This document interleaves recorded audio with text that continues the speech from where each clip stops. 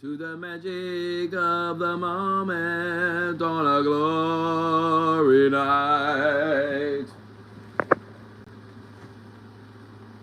Hello.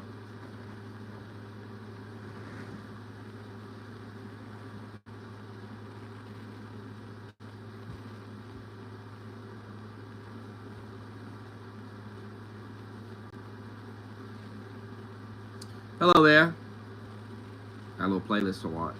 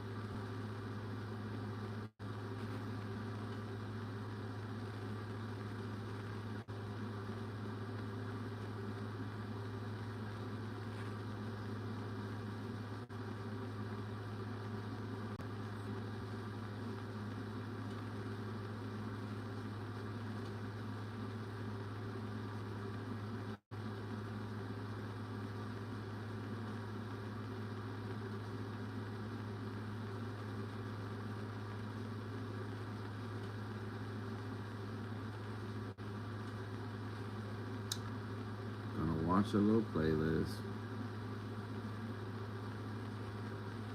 I'm on YouTube, sir. Live.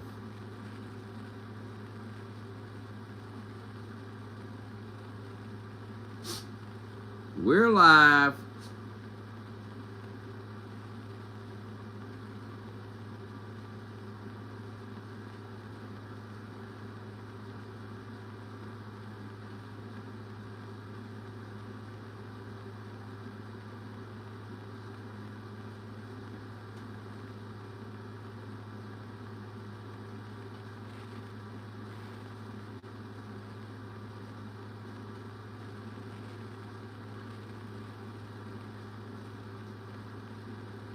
Kamala Harris.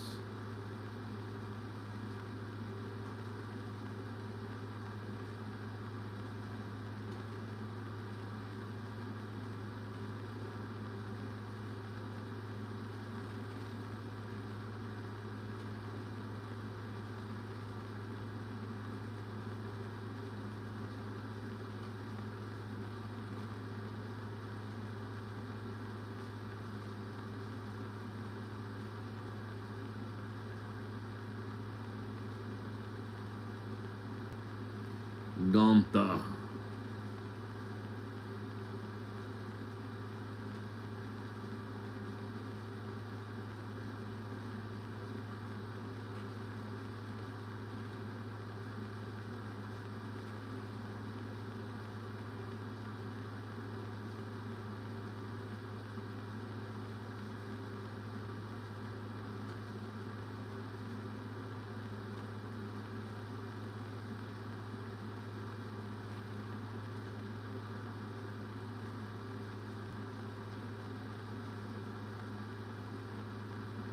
What the fuck is this?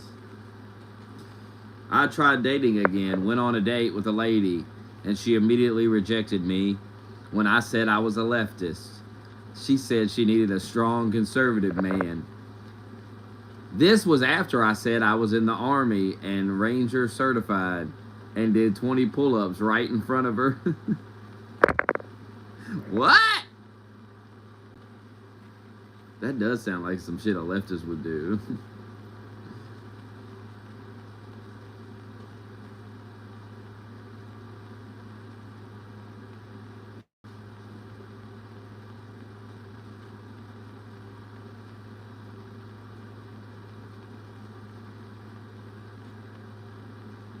It's some Reddit post.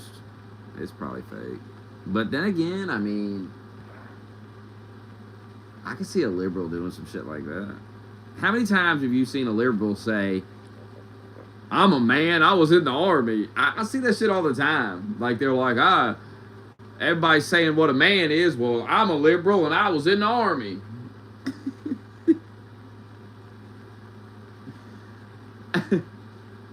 And then you'll see someone else in the army like, you're a fucking pussy. I was in the army too, and we think you're a pussy. But hey, I wasn't in the army, I don't know.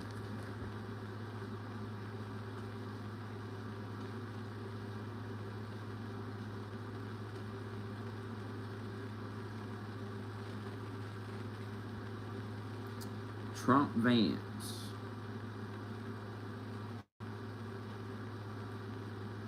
God, they hate that JD Vance.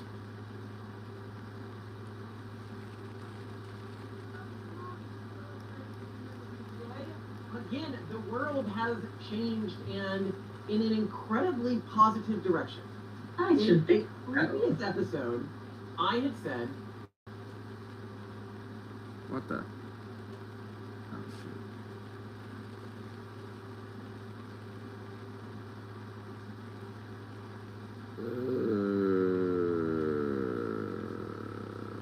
How do I open that? Open the app.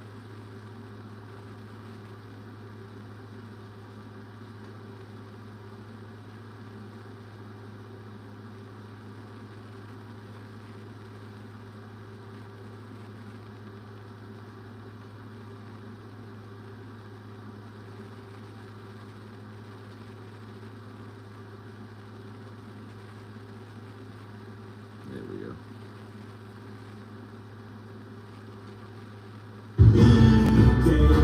Man. Oh, that sounds so good. BK. Check out the Weeble app, an easy-to-use trading platform. You know, I walked into the faggot-ass Taco Bell. I never go there because I don't eat that crap. But I wanted some cinnamon twist. And I went inside the Taco Bell, and they were like, our dining room's closed. Like, what kind of faggot-ass shit? And that woman was like, she acted like she was shocked that I was standing in the store. But the fucking door's open, you dumb bitch. It's opened it and walked in. It's a fucking Taco Bell. Not a private residence. She looked at me like I was in her house or some shit. Like, you're not supposed to be in here. We're closed. Well, then lock the fucking door. Yeah, goof. Act like I was in there to rob the place or some way she was looking at me. Again, the world has changed and in an incredibly positive direction. And I just wanted some cinnamon twist. In this episode, I had said. Don't that sound good as fuck? Right now, big old bag of them. With his VP pick. And which path he takes. I do have is these going to though. show which team he is on, and it is going to set the future of Republican politics in this country. Would you like to know more?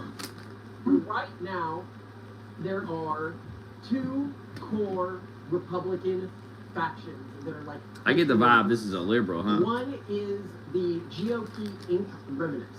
This is the theocratic faction, which. Damn, you know I already watched the Aiden Ross stream, right? I watched that earlier on the stream. So if you want to watch that, it's already up. That I watched that whole stream. Cultural conservatism. What a lot of I'm pretty sure it was the last live stream I did before this one. Conservatives, like religious and. That was a good stream. I was impressed by Aiden Ross' professionalism. Yeah, but in a very different way. Yeah, that's why I didn't say religious, because that's Andrew Tate would be proud. The important part is that they are theocratic and morally. His daddy. So what I mean by that is these are the types of people that wants to do things like you saw in Project 2025 and their mission. Oh my God, Project 2025. I mean, these people are liars. And to do programs that basically put them on. Yeah, they're liberal. I mean, they look liberal. This is very different from the ideology that Trump represents, right? Yeah, it's much more socialist leaning, much less libertarian, much less classically liberal too. Yeah, but yeah, it's very much like the government's role. Or maybe, I don't know. A moral system. Yeah. And this was the party that Mike Pence, his last running mate, represented. Very, I can't be in another room with a woman without my wife there sort of stuff. Oh, the horror of this. And it's not that we have anything against being in an alliance with this group or anything like that, but there is always, or up until, I would say really just 2 days ago, there was always a chance that the Conservative Party... I mean, these liberals, I swear to God, are these people liberal?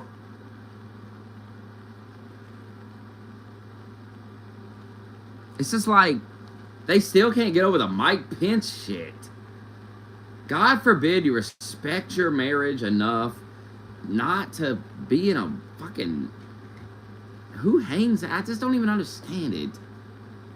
Organized around this group. Okay? Why would I want to go out to dinner with another woman and listen to my girl bitch when I got home? I mean, why would I want to put myself through that? I gotta come home and listen to her bitch and accuse me of cheating on her and all this fucking shit. And I couldn't even be mad because I'd do the same fucking thing if she was out with some fucking dude having lunch or something. I mean, what the fuck? What are we doing here? They're still giving Mike Pence shit because the son of a bitch just was trying to protect his marriage. He didn't want no fucking stress in his life. He didn't want to, and plus he's a politician. He doesn't want to have to deal with being accused of raping. You know what I mean? Like, Mike Pence, the only motherfucker with sense. Everybody else getting Me Too movement, and that you can't Me Too him because he don't fucking stay with you bitches. He don't get a, he stays with his wife. What kind of married man goes have dinner with another woman? He won't even be alone in a room with another woman. Why would you? As a politician at this day and age, why would you even be alone with another woman when you're married? Why do that? Just a bad idea from a career perspective. It's represented by individuals like Elon and Vivek and Hema and... By the way, it's all about my body, my choice until... I mean, why are they mad at Mike Pence anyway? Why are they mad that he don't want to be alone with another woman? Why does it bother them? Fuck off. That's what I tell them. Fuck off. Leave me alone. What happened to my body, my choice? I don't want to be in a room with you, bitch. Get over it. What? I mean, I don't even understand. I mean, they get so mad about... It's none of their business. It doesn't even matter. Do they want to be alone with Mike Pence? Do they want to fuck him? What's going on here? Tech conservatives, I guess some people would call them, where Peter Thiel's in there too. Yeah, Peter Thiel's in there. They've been around for a while, but they have been growing in terms of their ability to actually interact with mainstream conservative politics. And I think that if Elon wasn't a foreign national, he would be the obvious... And would it kill to lift a fucking dumbbell or something every once in a while? Why all these guys want to be super fucking skinny and frail and... I mean, God, what the fuck, man? I mean, look at this guy. Look at him.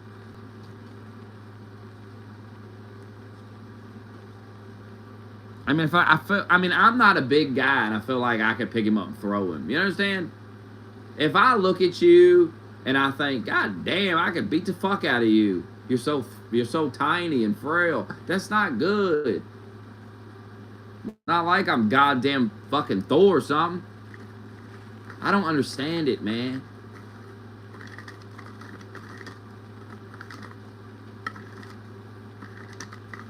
I mean, I didn't really start to work out till I was in like my middle 20s, and I didn't really get serious with it till I got in my 30s. But like, what the fuck? Why?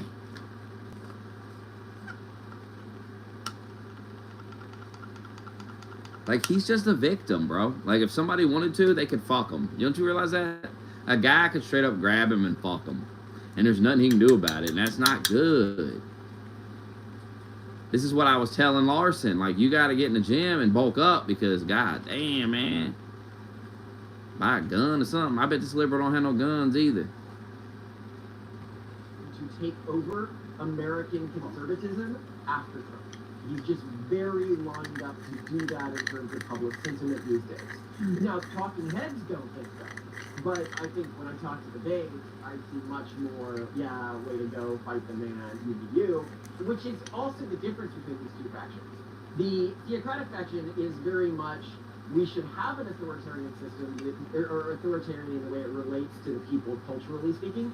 It's just we don't like who's running it now. Like when we were at NatCon, something we kept hearing is bureaucracy is good, It just needs to be a conservative controlled bureaucracy enforcing conservative cultural values. They just want to be the man. Yeah, they just want to be the man. Literally, I hate to break it to you, but conservative values are better. You can cry about it. You can get mad about it. It's just the truth, okay? Conservative values are better.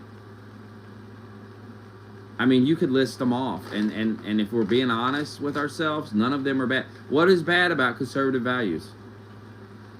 What is bad about it? If you follow the conservative values, won't you have a better life? Yes.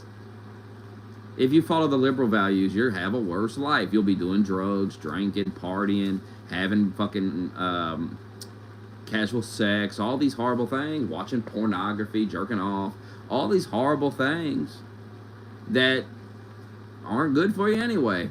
And liberalism pushes that. Conservative does not push that. So yes, you will be better off. See, this is my whole thing with conservative values. It's like these people sit here and they fearmonger about it. Well, my God, if conservatives win, we'll all have to live under this conservative system and follow the values. And I'm like, well, that's not even that bad, really. Honestly, that's what we need. That's what we need. Do a lot of us good. A lot of us some good. If we just had to conform to the conservative values.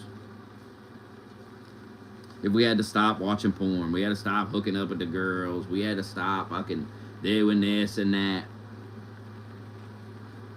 you would be better off, you would be happier, you would have more money, your life would be better. That's just a fucking fact. Now, that's not freedom. I mean, I should have the freedom to fuck my life up all I want, but this idea that I should be scared of the conservative values, that if somehow the conservative values get into power, I'm fucked. No, I'd actually be better off. So,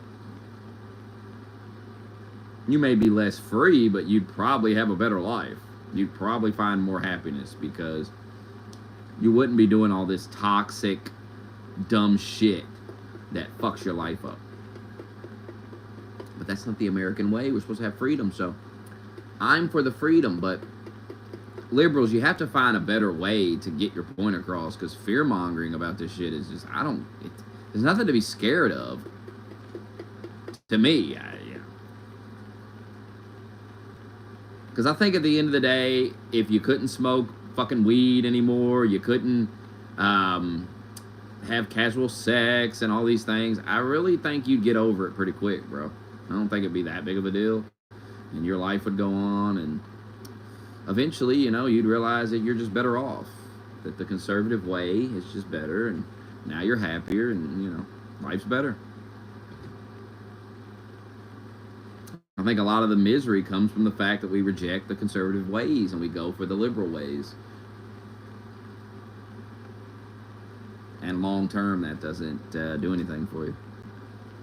The other faction, which is much more fight than the anti-authoritarian faction, where it does implement controls, the controls are generally designed to prevent authoritarian cultural overreach. So, also, you have to realize that, see, the liberal wants to paint this as an argument between religion and conservative values and freedom. But that's not the argument, really. Here's your choices. You can live under a Christian, conservative system, or you can live under this woke, LGBTQ, weird fucking system that they want to live under. They have a religion. That's what it is. So they have their values and their religion and all that, and they like to pretend they don't, but they do. And I'd rather live under the Christian values than the woke, weird values. So if I have to choose a dictator, I'm choosing, you get what I'm saying? I'm choosing Trump. I'm choosing that, I don't even think Trump has the capability to be a dictator. I just don't think he has it in him. I think that's why they hate it when he does things like Aiden Ross and stuff, because it makes him look like it's hard to watch that stream of Aiden Ross and Trump and think this guy's a dictator, that this guy's going to kill a bunch of people and do all this evil Hitler shit that they act like he's going to do. It's just, that's why they don't like they don't like people humanizing him because it makes it harder to push that bullshit. And that's all they got left. There's nothing else they can push. And it doesn't work on everybody because everyone's already seen President Trump, and they know that if you really watch Trump's 4 years like I did, you know that the Democrats beat his ass all the time. They would fuck him up all the time. He would try to do something, and they would stop him all the time. So this idea that he's just this powerful force that is going to come in and rule over us, and hey, come on, bro. Why didn't he do it the first time? Trump wants to be liked. He wants to find common ground and compromise. He wants everybody to get along. So he's never going to be this dictator. It's never going to happen. What's funny about it is, though, that the ultra MAGA people and the ultra leftist people both believe he's going to be a dictator. I find that fascinating, that they both are all in on this propaganda. Because if you talk to ultra MAGA, they'll tell you Trump's going to go scorched earth. He's going to put people in prison. He's going to hang them, all kinds of crazy shit. And if you talk to the liberals, they say the same shit.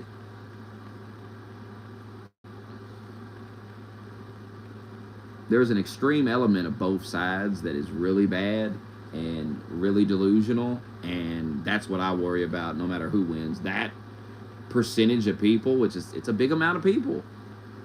They do polling, and, you know, they poll like 1,000 people, and like 30% of them believe this shit. They're all in on this crazy shit, so, you know, they believe Trump wasn't assassinated, or wasn't shot at, all this stuff, so. That 30%, and I believe that 30% is on both sides, that's what you got to worry about. That's the 30% that's going to get violent and do weird, stupid shit. And then the rest of us get punished for it. When we wasn't even involved in it. I mean, look what's going on in the United Kingdom, where they're fucking, they're fucking gonna have a police state. They're gonna crack down on online speech and everything. All of that violence is leading to more control, and it's leading to more fucking rules and regulations and shit. That's why you never get violent. It never works. It will never work for you. It's what they want you to do.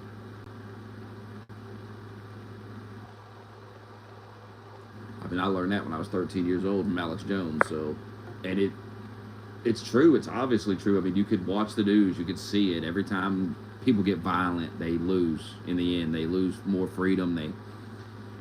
They're put on watch lists, whatever. I mean, look at January 6th people.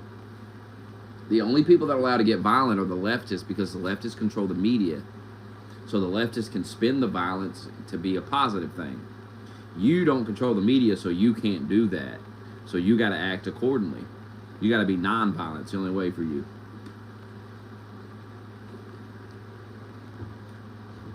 They can do whatever they want. They control the media. They and to a large extent, control a lot of the justice system. They have a lot of power and control, which allows them to do things you can't do.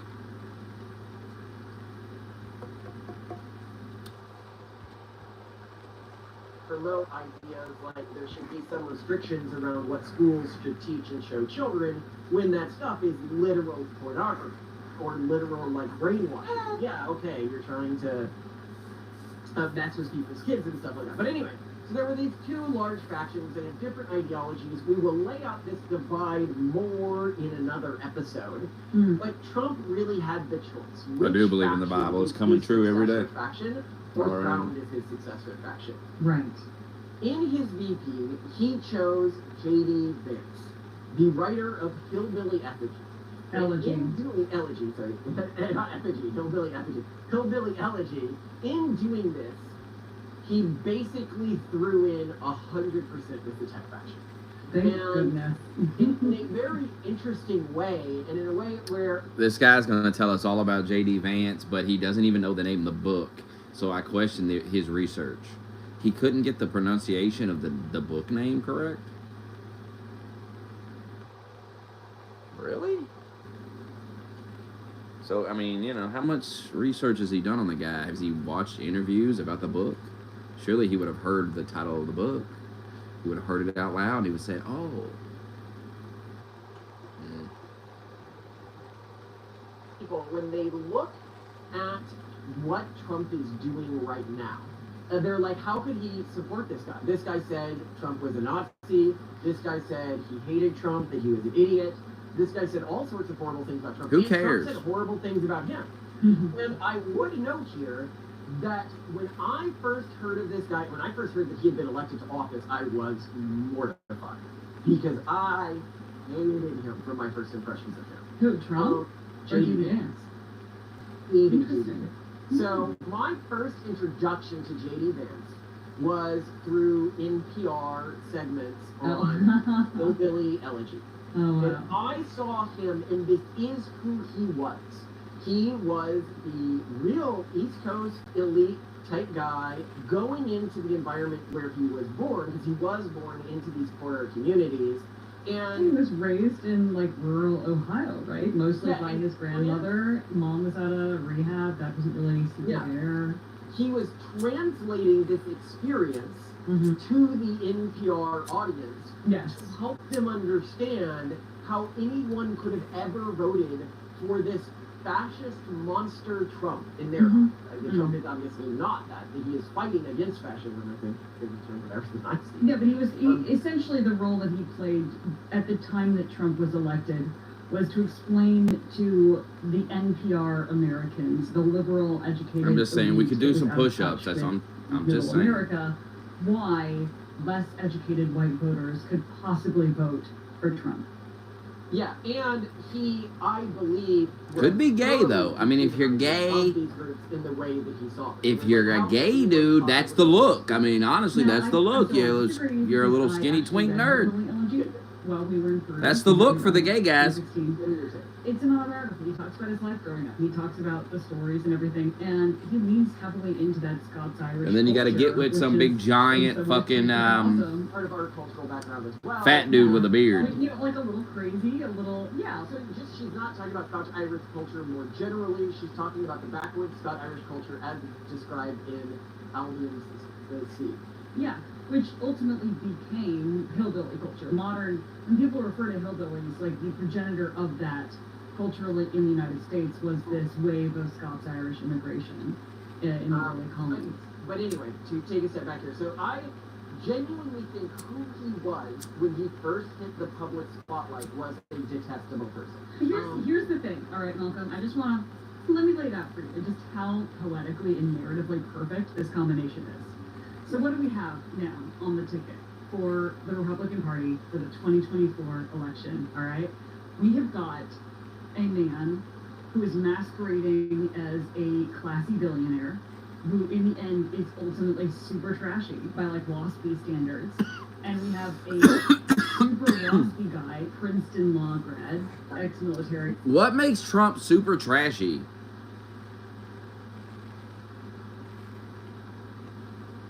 What makes he's always in a suit, unless he's golfing. But who would golf in a fucking suit in the heat? That's madness. And he wears just I've never seen Trump look like a bum, bro. Like look like a trashy slob. What is this narrative, bro? That Trump is a goddamn rich fucking dude. He's always been rich as fuck with the nicest stuff and gold fucking walls and all kinds of shit. Now they're pretending he's trashy. Since when? When did Trump become a fucking trashy fucking? No, he's a masquerading as a billionaire. No, he's rich. He's been rich my whole fucking life. He's got buildings with his fucking big giant golden buildings with his name on top of them. And you're trying to convince me he's not fucking rich? He's obviously fucking rich. He's obviously fucking successful. Stop. They're still pushing that shit. That it's all a fucking illusion. Oh, he's not rich. He's not fucking. He's loaded. A politician, extremely WASP coded essentially, who's cosplaying and masquerading as a hillbilly. And they're both these like classic American stereotypes. The billionaire. But J.D. Vance grew up in. You just said. That's what I'm saying. J.D. Vance. See, you're not allowed to grow up and become a successful businessman. Because now you're not authentic anymore. Now you're not. No, he's from there. He's fucking from that. What the fuck? And he's cosplaying? Obviously not. He was raised in a goddamn... What are you talking about? And backwoods hillbilly, but they're also both classically American, and that they're cosplaying these roles that they actually don't hold in the name of political or commercial expediency. I don't get that at all, JD Vance. JD Vance seems pretty authentic to me when I listen to him talk. I don't see him putting on a fucking act at all. What is she talking about? He's very open about he fucking grew up poor and he became rich and successful. He's not fucking pretending he's fucking still poor. What is she talking about? He's not cosplaying as a poor person. He was fucking poor and now he's not. Trump is rich and has always been rich. What are you talking about? There's no cosplaying. There's no fakery. Trump is a rich, successful billionaire. J.D. Vance grew up poor and became successful. What the fuck are you talking about? Huh? Isn't that really satisfying? I agree, but I think that it's more than that, because there's also an understanding of how did he transform into somebody who today I actually really see myself as culturally aligned with. If I look at J.D. Vance today, and I'm like, he is one of the major players of this tech conservative faction.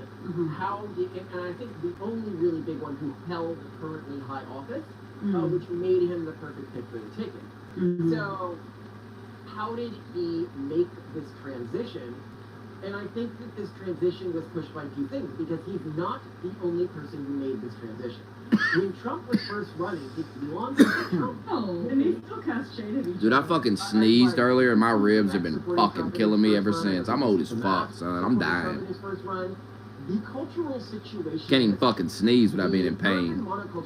Trump basically saw what was happening, and one spoke to the real conservative base. And once the tech faction learned and began to understand the real conservative base, they realized they had much more in common with them than they thought.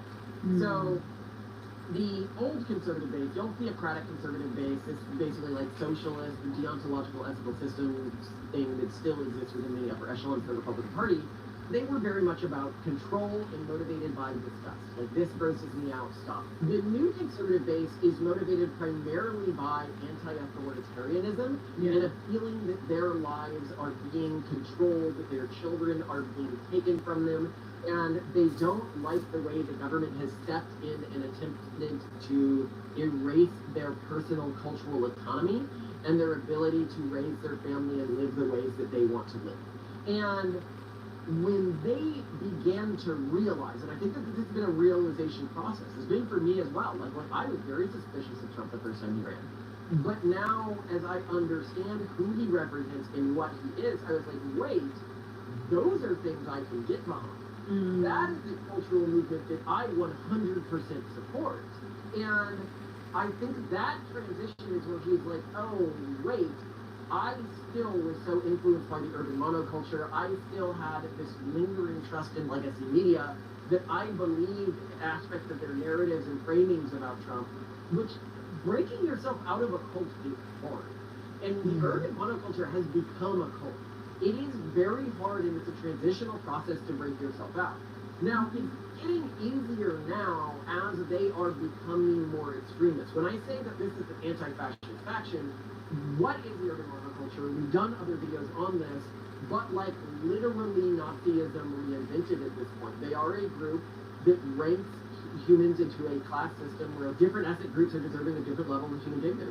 You saw this, for example, in PA, our home state, where the COVID drugs that they believed were saving lives were given to people not based on their need, but based on how historically discriminated their ethnic group was. So they were literally allowing people to die to play this game of some human ethnic groups that deserve more dignity than other ethnic groups. And at the bottom of this pyramid, recently, is the Jews. Like, they are just like literal Nazis. They want to use the government to promote their ideology, and they have specifically called out if you look at what a lot of people are like, they're not out there rounding up people yet, and it's, yeah, but they're calling for it. They just tried to assassinate a president who hit him with a bogus felony charge. Like, this is like third world country stuff that we're dealing with now. This isn't what America used to be. This assassination attempt didn't come out of nowhere. It came out of more than a decade at this point. This guy was 20, so he was 12 when Trump was first elected. All of his formative years, he was in an educational system and exposed to media that tried to frame Trump as an existential threat to our democracy when he is a 50% support of like the American public and somebody who historically That's a good point. Progressive New York lefty, and his positions really haven't changed that much from those days. It's the Progressive Party that has changed pretty dramatically. Isn't that wild? And what are your thoughts on this? What I find promising about also the sort of vanguard that of which J.D. Vance is a part is that it isn't monolithic in its stances. I would say it's more pragmatic in its stances, and to say that you couldn't just be like, these are the party's stances. I think it's much more selective and targeted. For example, when you look at JD's foreign policy stances, while he has been against intervention in Ukraine, he has been in favor of intervention to protect Taiwan, for example, because he has differing opinions on the utility to the United States on those stances. And it's nice to see that someone's not just categorically yes or no to I'd foreign also add some nuance to his Ukraine stance. Mhm. His Ukraine stance has been framed by some individuals as anti-giving them support, when it is much more focused on ending the conflict as quickly as possible through land grants, stuff like that, which is a stance I personally don't think it's in our best interest. I can understand it from a human cost perspective, whereas he's also taking, because I do think you could get peace in that region through some form of compromise that would be meaningfully lasting due to the demographics of that region. Russia just can't afford, demographically speaking, another war. All these people are like, oh, they'll attack NATO. They will not. They don't have the people anymore. They have exhausted themselves. Whereas you contrast his comments on things like Israel, where he goes, you cannot long-term have a safe Israel and a Gaza. And that is, I think, for people who are being realistic, probably true. And I think that's really interesting about many of his stances. Like, when I read some of his stances at face value, The cold, I'm like, hard truth. What? Like, he The bitter truth. was in favor of a higher minimum wage. But then, when you dig deeper, you're like, oh shit, like, you're just hardcore. Because apparently he's like, first, this means that McDonald's, for example, will just fire more people and just have a lot more kiosks, and that the people who are left will have a lot more responsibilities. But that means those people who get fired will get retrained and have new jobs. And it's just, oh, he gets it. Like, he understands the policies. Whereas most people who are in favor of, for example, raising minimum wages are like, we just need better pay for the workers. They don't realize that a bunch of people are going to get laid off when that happens. And he's, oh, I know they're going to get laid off. It's fine. Yeah. And I think that's really interesting.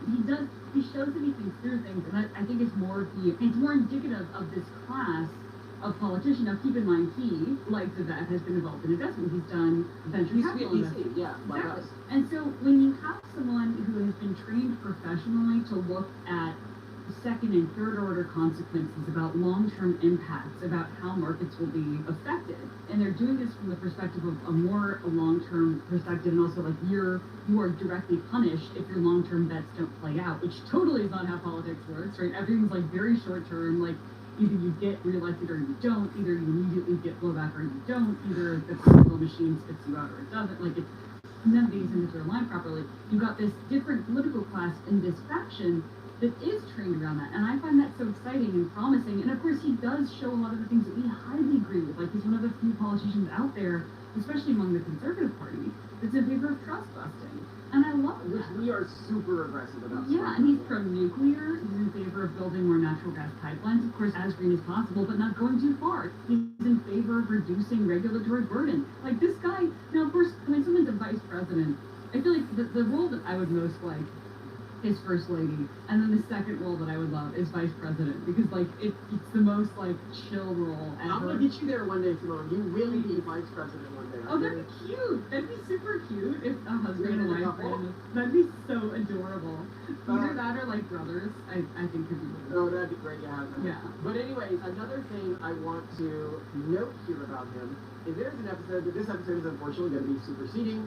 That's on the history of the internet atheist community and how the community basically fractured into the community that cared about what was true and what was good, and the community that just hated conservatives and was into dunking on them. And that's where Neil deGrasse Tyson and Bill Nye went into that community, and then you had Armored Skeptic and a bunch of the early like internet voices that moved into this other community and ended up being very influential in the anti-feminist community, which then spawned the Red Pill movement, which then spawned a lot of what became internet conservatism today. And that is why I think that transition is what pulled and generated this sort of tech conservative mindset, because a lot of these individuals have become increasingly red-pilled over time about many things, including religion. As you've seen, if you look at like the four horsemen of the atheism, like new atheist movement, the ones who didn't go woke are now unanimously saying religion is a good thing and it was bad to roll it back. And then you have individuals like us who are moving from the young, angry atheist phase to religion was good after all. I gotta play my Starship Trooper thing here, and God is real. He's God on is our real. side, and he wants us to win. He wants us to win. Across the Federation, federal experts agree that A, What the God hell? exists after all. B, he's on our side. And No. C, he wants us to What the win. fuck going And on? moved back into genuinely a place of religious fervor. Some people What the- are like, you guys actually come off as genuine Bible thumping fundies. And the interesting thing too is you also see this with J.D. Vance, where But that's what I'm saying. he became a Catholic, what, in 2019 or He didn't 2021? just become a Catholic. He pointed out that he had an angry atheist phase. He started, he was moving into all this. I bet when he wrote the Hillbilly Eulogy, Elegy. Elegy? Okay, yeah, Elegy. Hillbilly Elegy. Right, effigy. Hellbelly eulogy. Hellbelly effigy. Like, how many variations of this are we I don't know. But anyway, big words, I don't like them. But he was writing that, and when he first hit the public fame, I think he was still in this angry atheist phase. And he has been transitioning, and recently he converted to Catholicism, which was not his first religion, interesting, because he said he was convinced that it was true. And I think that this is something we're increasingly seeing, is people developing their own religious beliefs or reconnecting with religious communities because they see the value in them. And that's really what you had from this whole atheist community, which was the faction that sorted for truth. And at first it pushed them away from religion because they were like, I can't see how this is logical. And then they realized largely, oh, society is worse without religion. What were we doing? That was illogical. And then there was the other group that's just like urban monoculture, let's dunk on conservatives, right? Even if it means we have to take insane stances. And so there's been this reconvergence.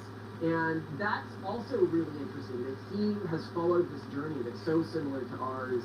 Venture capitalist, or former venture capitalist, former angry atheist phase, and then you begin engaging with this culture. You start off, you're suspicious of Trump, or in his case, outright hating Trump, and begin to realize, oh, Trump is really the savior of our country and the one sort of political hope we have of uniting the various factions in opposition to the urban monoculture right now. But yeah, I mean, you could say, why does it matter so much whose Trump VP pick was? Like, which faction he came from? And it's because Trump's VP pick is by far the candidate most likely to win or be running as the Republican presidential candidate in the next viable election cycle. Which means that the party is going to naturally be coalescing around this mindset.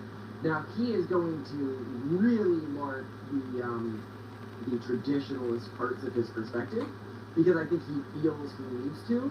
But it's I think he's going to code switch. I think he's going to do both. He's going to do tech elite when he's with the tech elite. He's going to do hillbilly when he's with the hillbilly, so they don't call themselves that anymore. And that's something that's really favorable about him as a candidate. And he's not going to speak as much to this old guard, conservative, performative, traditional Christian, or as you say, GOP Inc. the GOP is already bought in to voting Republican. Trump may have disavowed Project 2025, but they're still, well, maybe he's not that organized and he'll use it anyway. And a lot of people say, And we'll probably apply to it. I would love it if it works out. I think it was started, it was a good mindset. They just are a little disconnected from the base. But we've talked to the Heritage Foundation. They're open to reconnecting with the base. They're very curious. It's just that they were isolated due to the way the conference system works. But the other thing I want to know on the point that you're making here is, who does J.D. Vance specifically appeal to? He appeals to the people who were critical and scared of this change that Trump represented when Trump was first coming in, particularly from a progressive perspective.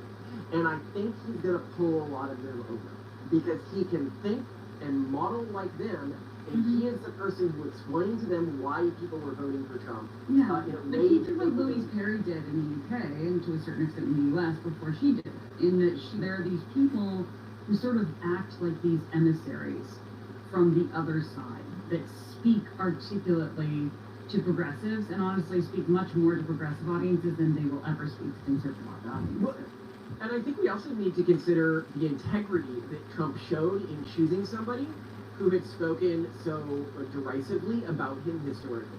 That required, I think, swallowing a lot of pride on Trump's part, and I think a lot of people thought him incapable of doing something like that, and I think it shows his character. But I also think it's new Trump, which is something that's been noted in our Discord, and we've noted it in the debate video, is this is not the Trump from 2 cycles ago.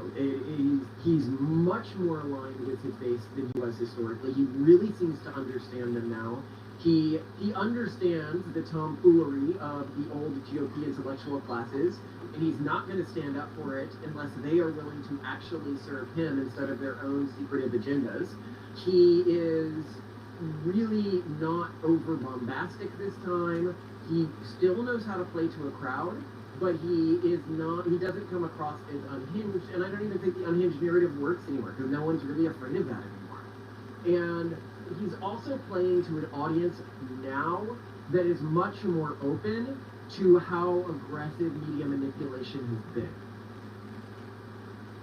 Yeah, I agree. Yeah, it's promising. It's a good development. I'm excited for it, and again, just narratively, because I'm the kind of person who loves VP and president hair that is cute and narratively poetic. I think this is great. Well, The there's fake also- building and the fake classy businessman. There's also the other thing to note about this that is really shrewd of Trump as you're thinking about the long-term health of the Republican Party is J.D. Vance's age. Could have chosen a lot of old people who may have had more mainstream. I mean, he's 1 year older than you. J.D. Vance is just 1 year older than you. Yeah, Not to make you disappointed in your lack of being a VP right now. Sorry. You know that annoys me. So. I'm sorry, I should not have. I'm sorry, I shouldn't have done that. That was bad. I will be president one day. I will. It's a long game, Malcolm. It's a long We're game. playing the long game here, okay? Yes. But look, we've been gaining public traction. We've been gaining public mind share. Inch by inch, we will get there one day. And I know that things will play out, and I see this as a largely positive sign. But it was very shrewd of Trump, because to choose a contemporary of you and me means that Trump is choosing to uplift people who relate to younger conservatives and this new conservative movement, and who can run things. I mean, he's gone. And I think that if Democrats don't do that, and Biden sticks with Kamala, who is detested by the young base.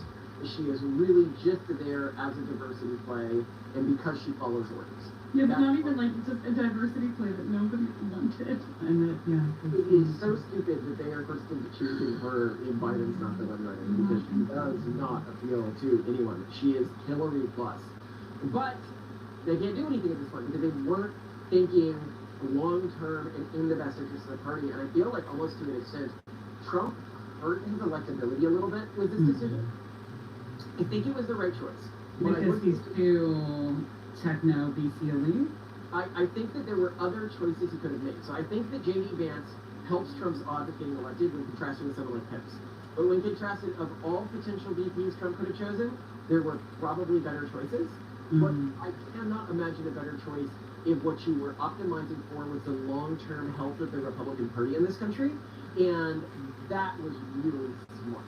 But I also think this shows Trump recognizing, rightly, the people who Mike Pence appeals to are no longer a politically relevant faction. They'll vote conservative no matter what at this point, and they're not as big as they were historically, and they're especially not big among the youth. And actually, this is something I was having a really interesting conversation with a Mormon about today. And because I don't even think they matter from a fertility standpoint. Like, they're just not going to exist in the future. And he was saying that for a while, so people who aren't familiar with Mormon history, Mormon culture, because they believe in this sort of iterative prophecy idea, that you would have a group of like philosophical elite Mormons who were having this discussion, and that discussion determined what the most recent like Mormon theology was. And then Mormonism went through this period of intense hardship from like the 20s to the 50s, where it was hemorrhaging members. It almost went extinct as a church. And what ended up happening was during that period, they transitioned to a completely hierarchical system where like the only one talking to God, from God was the prophet, or was the head of the church. And it was not this active philosophical conversation, it was like this commandment system. And instead of every Mormon basically being commanded, like in the old Mormon church, to be, like, or at least the Mormon males, to be like part of this, even on the fringes, this active philosophical, theological conversation, it was much more like, here's what's ethical, here's what's not ethical. They moved to this deontological system. And during a period where that deontological system worked really well. We see this in terms of Catholic fertility rates during this period, which was operating off of the deontological system as well during this period, and it was just very easy in this sort of before modern contraception and stuff like that to motivate really high fertility rates with this system. But the problem is it is a uniquely susceptible system to the urban monoculture, and the type of people who genetically seem to really have a strong disposition towards it are uniquely susceptible to like all of the rules that come with modern wokeism and seem to deconvert at a higher rate. And it has just been completely ravaged in terms of low fertility rates within those communities. And we were talking about how what he was noticing was in the Mormon culture, you see this new rebuilding of the active theological conversation. And those communities are the ones that are doing really well fertility rate-wise in the modern Mormon movement. And the ones who were seduced by this, and so people wonder if they're like, what's an example of the deontologically moral old Mormon? Girl Defined, I think, represents a perfect example of this. She was constantly using this deontological signaling. We hate X, don't do X, live like this, live like this, live like this. Instead of do this with these consequences for God, it was like this set of rules that you really strictly follow. And what are they doing now? They're in the process of deconverting that.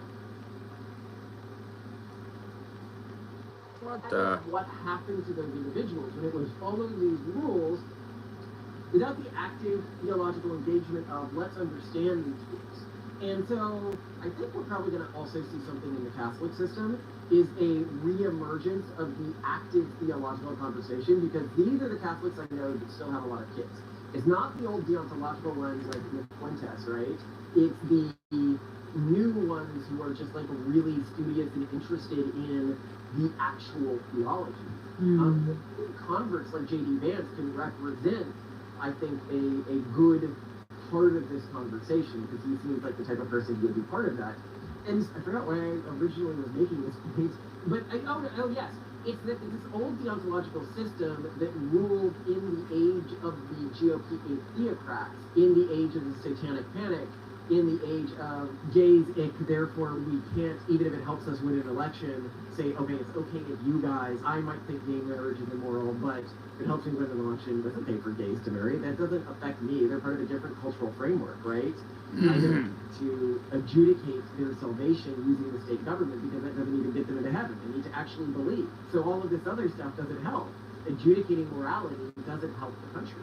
And as we've shown, it actually seems to lower fertility rates in the countries that are more prone to doing it. And I think this transition is necessary for most of the conservative cultural frameworks that are going to survive fertility rate-wise. And it is actually very shrewd from that perspective as well. Instead of clinging to the pearl clutchers, moving to the people who are working on solutions and actual tactics to beat the urban monoculture before it castrates our kids. Yeah, yeah, and then he just to go back to J.D. Vance.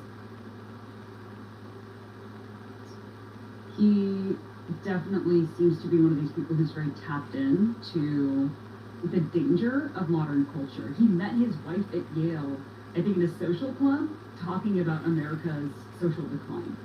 Yeah. He absolutely represents a recapturing of this sort of person and bringing them over to the new conservative party. He knows about biology is also largely about this. Culture is broken in the United States. A lot of things aren't working. So yeah, he seems to be very awake to it, very aware. It's more what he represents, obviously, because vice presidents don't do anything. But well, vice president is the next person running in an election often. It's sometimes, yeah, and that's a good tone setter. It'd be great to see him, run in a new cycle and stuff. But he also seems like he would be very competent within the administration and pretty loyal to Trump and his base agenda, given this personal transformation that he has undergone this last decade. And keep in mind, it's been a decade since he came out against Trump. That's a lot of time to have this sort of personal transformation. By the way, he has 3 kids, I believe. Yeah, and they're all about our kid's age. His youngest was born in December 2021, so we should put them in the index. Not that you'd ever respond to our emails, but I think the odds this of kids us could getting do positions in the administration have risen dramatically with JD. Their names are good. It's Ewan, Vivek, and Mirabelle. Nice. I actually like the name Vivek. I was thinking about that.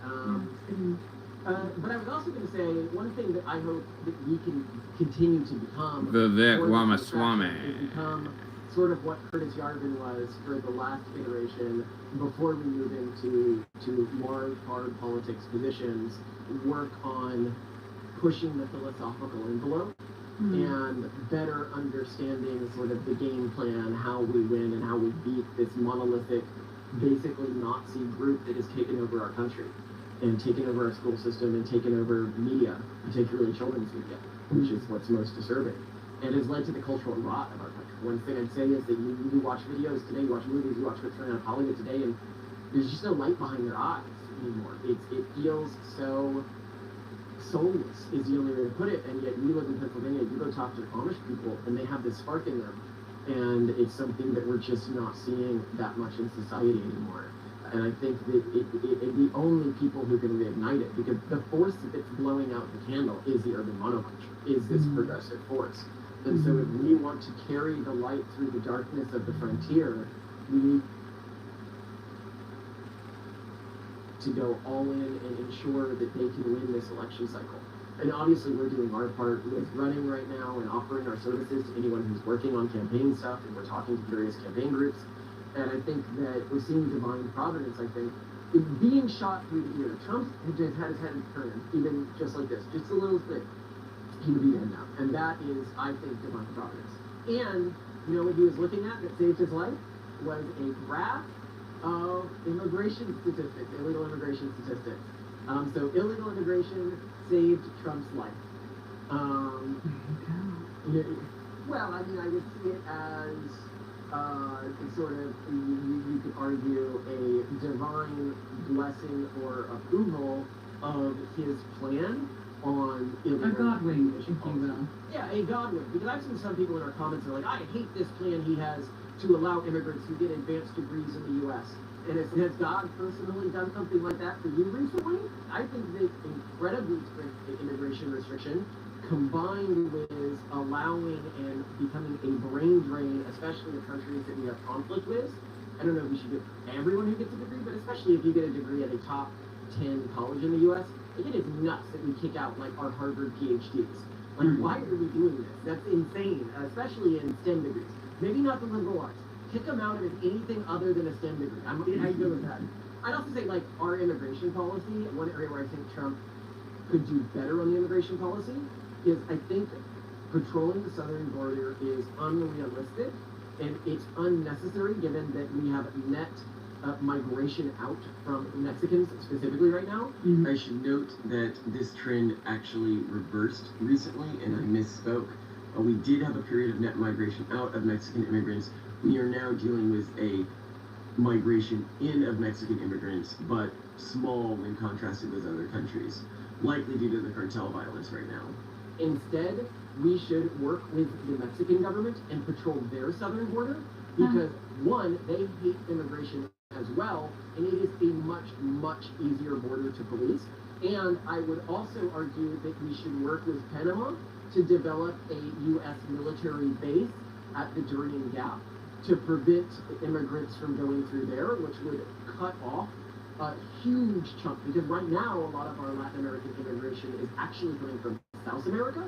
So if you can cut off the Darien Gap, which is actually very easy to do. Sorry, I just realized that some listeners might not have any idea what the Darien Gap is or why it would be so easy to cut off. Yeah, what the fuck is it? Between Panama and Colombia, there is an area that has no infrastructure and no roads.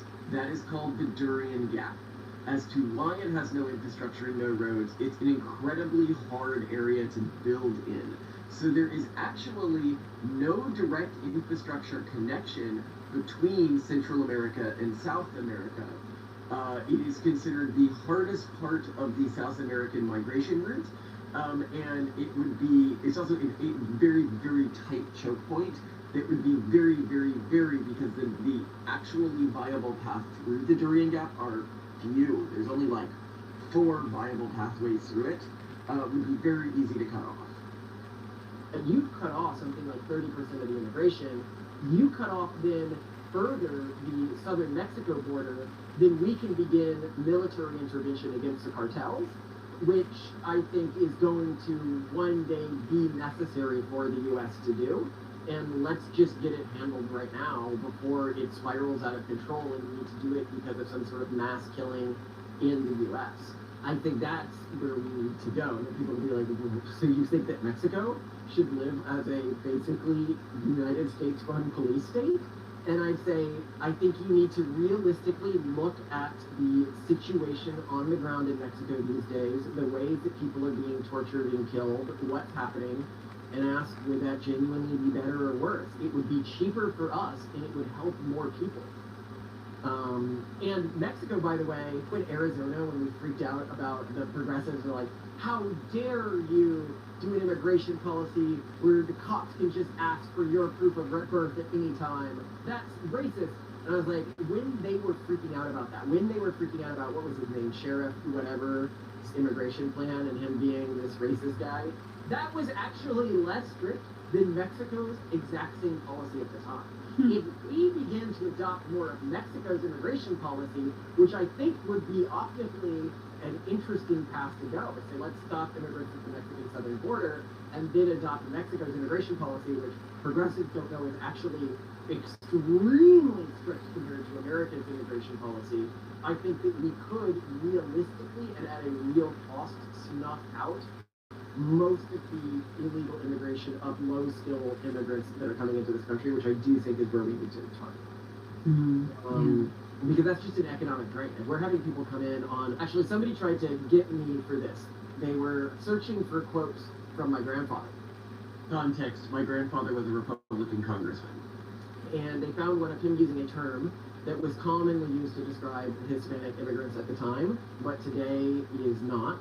And he said in the quote, because they didn't tweet the full quote, they were trying to say that, oh, this proves that Malcolm's family is just the worst. And he said, generations higher racist. But we're obviously not racist. He said, you cannot have porous borders and social services at the same time. You cannot have a socialist-like system and porous borders because it's just economically unfeasible. It will cause tons and tons of unproductive immigrants to come into the country. And he was saying this before the Republican Party was anti-immigration. This was actually a pretty spicy take at his time. And I was just reading this being like, way to go, Granddad. Like, seeing this coming before it hit us. Maybe using language at the time. I should note here, we have an episode that we filmed that goes over all of our political positions, but we filmed it 3 times already, and just none of them really caught us, because I want it to be a really, really solid, tight, punchy, like, this is our entire political philosophy, and so we haven't fully gone into our perspectives on immigration in any of the videos. And I think that people can misinterpret because we're pro pluralism that we are pro unconstrained immigration, which we are absolutely not. I think it's common sense that you cannot have lightly constrained immigration in any system that offers social services like Social Security, Medicare, police protection, etc., because those cost money to deliver. And you also cannot have uncontrolled or immigration that is overly politicized in a system where recent immigrants can vote, as we have seen progressives pushing for again and again and again, because then you have a political motivation to promote immigration, which is a bad thing to bring into a country. And in a world where we have any form of social services in our countries, we need tight restrictions on unproductive immigrant groups. So basically, any immigrant who's not going to come in and be an active and large participant in our economy, that's just going to hurt everyone. You know, it's insane. It's insane. But that does not mean that we are anti-immigration entirely. If somebody is going to be paying tax dollars, especially more tax dollars than me, that are paying for my social services, yeah, sure, I'm fine with that. And in that case, we are open to high-skilled immigrants, particularly people with elite STEM degrees. And in addition to that, we are open to policies that would allow people to immigrate into the United States while voluntarily adopting more aggressive personal tax schedules. No one has seriously pushed this forwards yet, and I'm kind of surprised because I think it's a good idea. I.e., you opt to pay. You show one that you are a decent earner, and two, you opt to pay 25% more in taxes than a natural-born citizen, and you get a fast track to becoming a citizen. I think a lot of people would take that, and I think that's a very fair trade. And your pushback to this proposal is, yeah, but what about the cultural dilution effects of these high earners? They won't integrate or assimilate well with the native population. I would just ask you to think about the immigrants who assimilate quickly and the ones who assimilate poorly. I'm doing it's it. Almost a direct line graph on how productive they are. I'm gonna show this girl. I'm who are different. more economically productive assimilate very I'm quickly. gonna It's say happy actually birthday. fairly rare I'll be for back. an economic being an I gotta active take a participant shit. in the local economy. I love it. So stand by.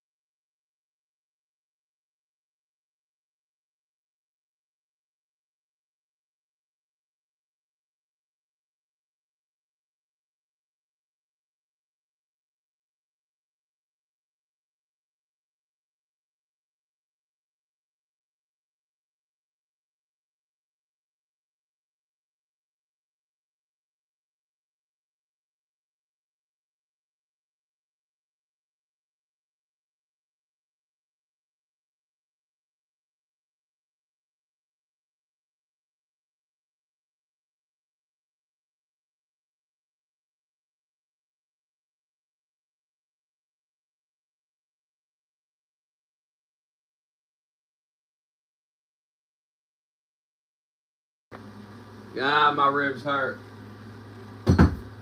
Ah. All because I fucking sneezed. I mean, you believe this? Sneezed and was in excruciating pain. And it still fucking hurts hours later after fucking sneezing. I'm old as fuck. This is how it ends, bro. It then gets all downhill from here. Don't you understand? I'm just gonna deteriorate and fucking die. Youth is long, long behind me.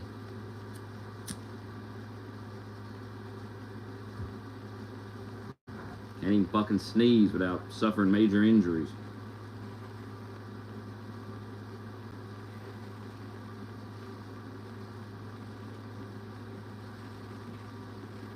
Can you believe it?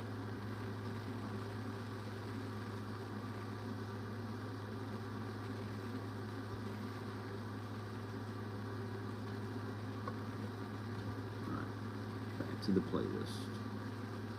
To disavow him. Like, imagine you live in a world where you have to disavow your grandparents because you hear a racial slur from them. That's like normal stuff. Like, everyone knows the grandparents do that, and they're like, hey, we don't talk like that anymore. But anyway, so that really got me. This idea that people are disavowing change like that. Not everyone. Not everyone. Some people.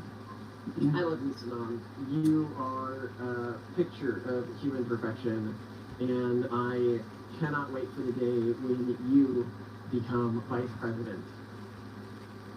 I'd much rather be first lady too. Okay, I'll work on it. Vice first lady. I love this vice word. We can put the vice in president. You want to put the vice in vice president? Yes.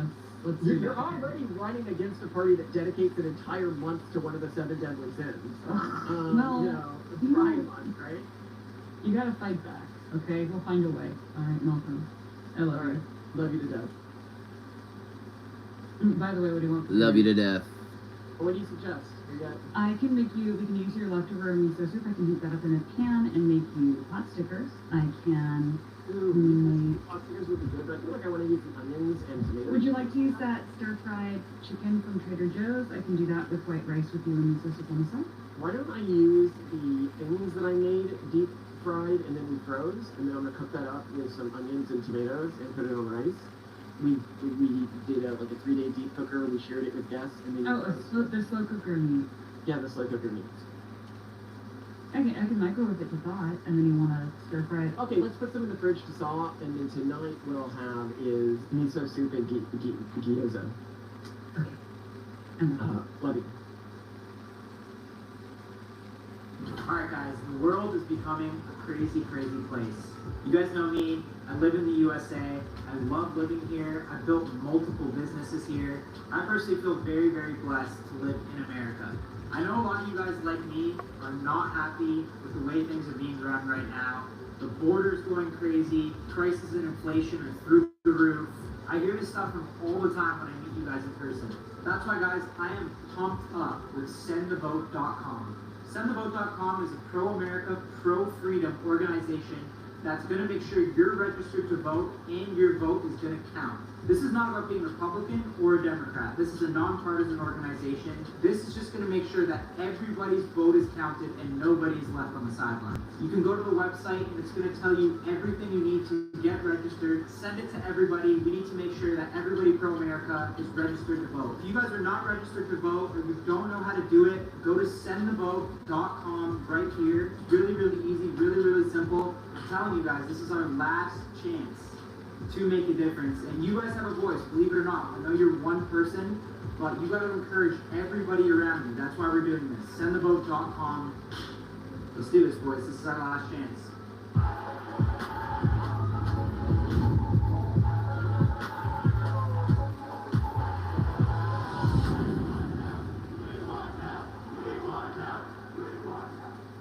Alright boys, we have a massive, massive episode. We have the future Vice President of the United States, JD Vance, on the podcast. Before we get into it, if you guys do not know about the Prize Picks app, you've got to try it out. You guys know me, I have fired on every single app when it comes to sports, and by far, PrizePicks is my favorite. What I love about PrizePicks is instead of choosing teams, you're choosing individual players. So, each player has a set projection, and you either get to go more or less than that set projection. So, if you're really smart with sports, and you know what players are going to perform on what nights, this is a no-brainer for you guys. You guys are going to tear up the PrizePicks app. Download it, give it a try. I know there's no NBA, there's no NFL right now, it's coming back soon, but don't be that stops firing on sports during the summer as well, alright? Olympics is on, fire on some archery or something like that. We got baseball, UFC's on, golf. If you guys are a first-time user, we got you guys on code NELP right here. So with code NELP, if you put in $5, just $5, with code NELP, you're instantly gonna get a free $50. So download the PrizePicks app, plug in code NELP, put in $5 and you're gonna get $50. No strings attached. That's pretty much a free $50, guys. So I don't know why you wouldn't do that. Turn that 50 into God knows what if you get on a computer. So download the PrizePicks app, use code NELP. Massive, massive podcast. We are back every single week. Took a little break, but we're coming back hot. Let's get into it. You know it's a big pod when we get out of Yeah, the sheet. That's how you know it's a big I like pod. the sheet. You guys excited? How crazy is this? I might for this one. Very crazy. I might for this one. Very, very. He told me and I was like, damn, I can't miss that. Can't miss out. Can't miss it. I'm on the flight. I mean, yeah, it's been a minute since we've done an episode. We've taken a little bit of a break, but Last one was Will Smith. last one was Will Smith. So we ended off with a bang, and then when we take a little break, you always got to come back with a bang. So Yeah, this is fire. JD Vance, probably the future president, vice president of the United States. It's pretty. I don't think, and he hasn't really done much interviews. Definitely no podcasts. Yeah, I haven't seen him on any podcast. No I've just seen him on like podcasts. interviews on like mainstream media. Which is pretty crazy that he's coming to sit Full-time down on the podcast. Full Sun podcast. I don't know who sets these up, but goddamn, they're doing a good job. Shout out John Shahidi. Fresh cut. Looks great. You look great right now. Yo, Brad, I have options. If you could just thank John for setting this up. John, thank you for setting this up. Yeah. Oh, $500. It's okay. Well, you can't. I don't think you can force me to do that. No, it's all good. There was no rules. I don't.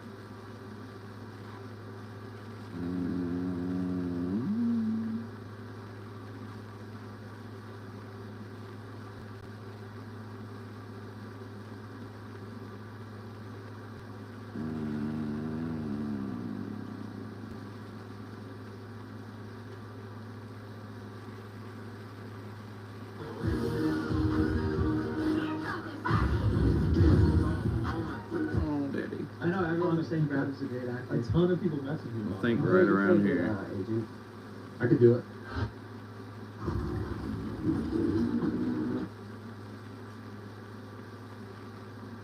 Come on.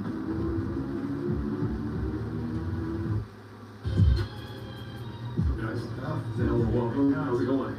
Yeah. Hey, John. Good to see you. Hello. What's up, guys? Go. What's up, man? How's the lady? How are you? How are you? So are you guys in Vegas, or is this just Based in Miami. you're based in Miami? So you just came up here for this? What do you mean? Of course. We're doing Of you, course. and then we're doing also Dana White. Oh, nice. So Okay. We're gonna catch Okay. up with him. All right, that's exciting. But dude, we're really appreciate you coming through. Yeah, it's good to be here. Future Thank you. Vice President of the United States. We got to win first, but thank you. Got to win. Yeah. How does this all like feel to you? Oh man, it's so wild. So the biggest difference from being, because I'm a senator right now, so you're still in government a little bit, but the biggest difference from where I was 2 weeks ago to today is you have a Secret Service detail, which you sort of see these guys all floating around in the background. Oh, they're a real help, ain't they? Be careful. And it just totally changes everything, right? So I went for a walk with my wife this morning, and there are all of these people just walking by like, oh, is that Jimmy Vance? And they would have noticed me beforehand, but the reason they notice you now is because you have like 15 people following you around with guns and Yeah. bulletproof vests, right? So there's no, we're done being anonymous basically at this stage in our lives. But we're having a good time with it. I mean, it's cool. We just fly around our nice plane and get to meet a lot of people. And we're having a good time. How is it having the Secret Service like around all the time? Well, it's weird because there's no, like I said, you're not anonymous anymore, right? But there are all these like weird little ways where they're just part of your lives. And they're great people, right? I mean, I haven't met a Secret Service agent yet that I don't like, but Like for example, a couple of days ago, we were walking our dog. We're a really big dog, a German Shepherd, and you know, the dog like goes to the bathroom like dogs do. And I look back at the agent who was on the detail, and I'm like, "Is this the sort of thing you're meant to protect me from?" And her eyes got real big, like, "Is he really asking me to pick up dog shit right now?" And of course I wasn't, right? That'd be a totally ridiculous thing to do. But it's just there. Think about it. You always have somebody part of your life now that's following you around, and that's just a totally different vibe. So the Secret Service, they pick up for you? No. That's a huge They perk. probably would if you asked them to, but I feel like that'd be a really you would ask them to pick up after your dog. So, you know, I feel like if they're gonna take a bullet for me, that's enough. I can handle the dog. It's pretty cool too because I feel like, are you the youngest vice president to ever run? I think so, or at least maybe not in the history of the country, but I'm certainly like in our generation, recent history. I know I'm the first millennial. So, to be 39. honest, I'm 39 years old. I turned 40 actually in a few days, which I'm very impressed about. When's the 40th? August 2nd, which I think is Friday. Let's get to the 40th. Are you like, Nothing anymore, man. I've got people following me around. I can't do anything. But we're going out to dinner with my wife and a bunch of friends, and go swimming afterwards. That's about as much excitement as we can get into now. But kind of it'll be sucks good. that the 40th lands on the VP run. Yeah, that's right. Well, it's funny. All my buddies who are, you know, because we're all similar age, they all have 40th birthday parties, and they want to do stuff fun. Like, I actually have a couple friends. Like, Came out to Vegas a few months ago, and they're like, "Yeah, come out to Vegas with us." And I was just like, "No, unfortunately, that phase of my life is over." Yeah. You said it's Yeah. August 2nd? August 2nd. I don't think we're doing anything August 2nd. No we love the 10th. I get in a little bit of trouble hanging out with you guys on August 2nd, so I should chill. By the way, this is like your guys' brand This is seltzer. our seltzer Happy Dad, yeah. Okay, nice. So we just became the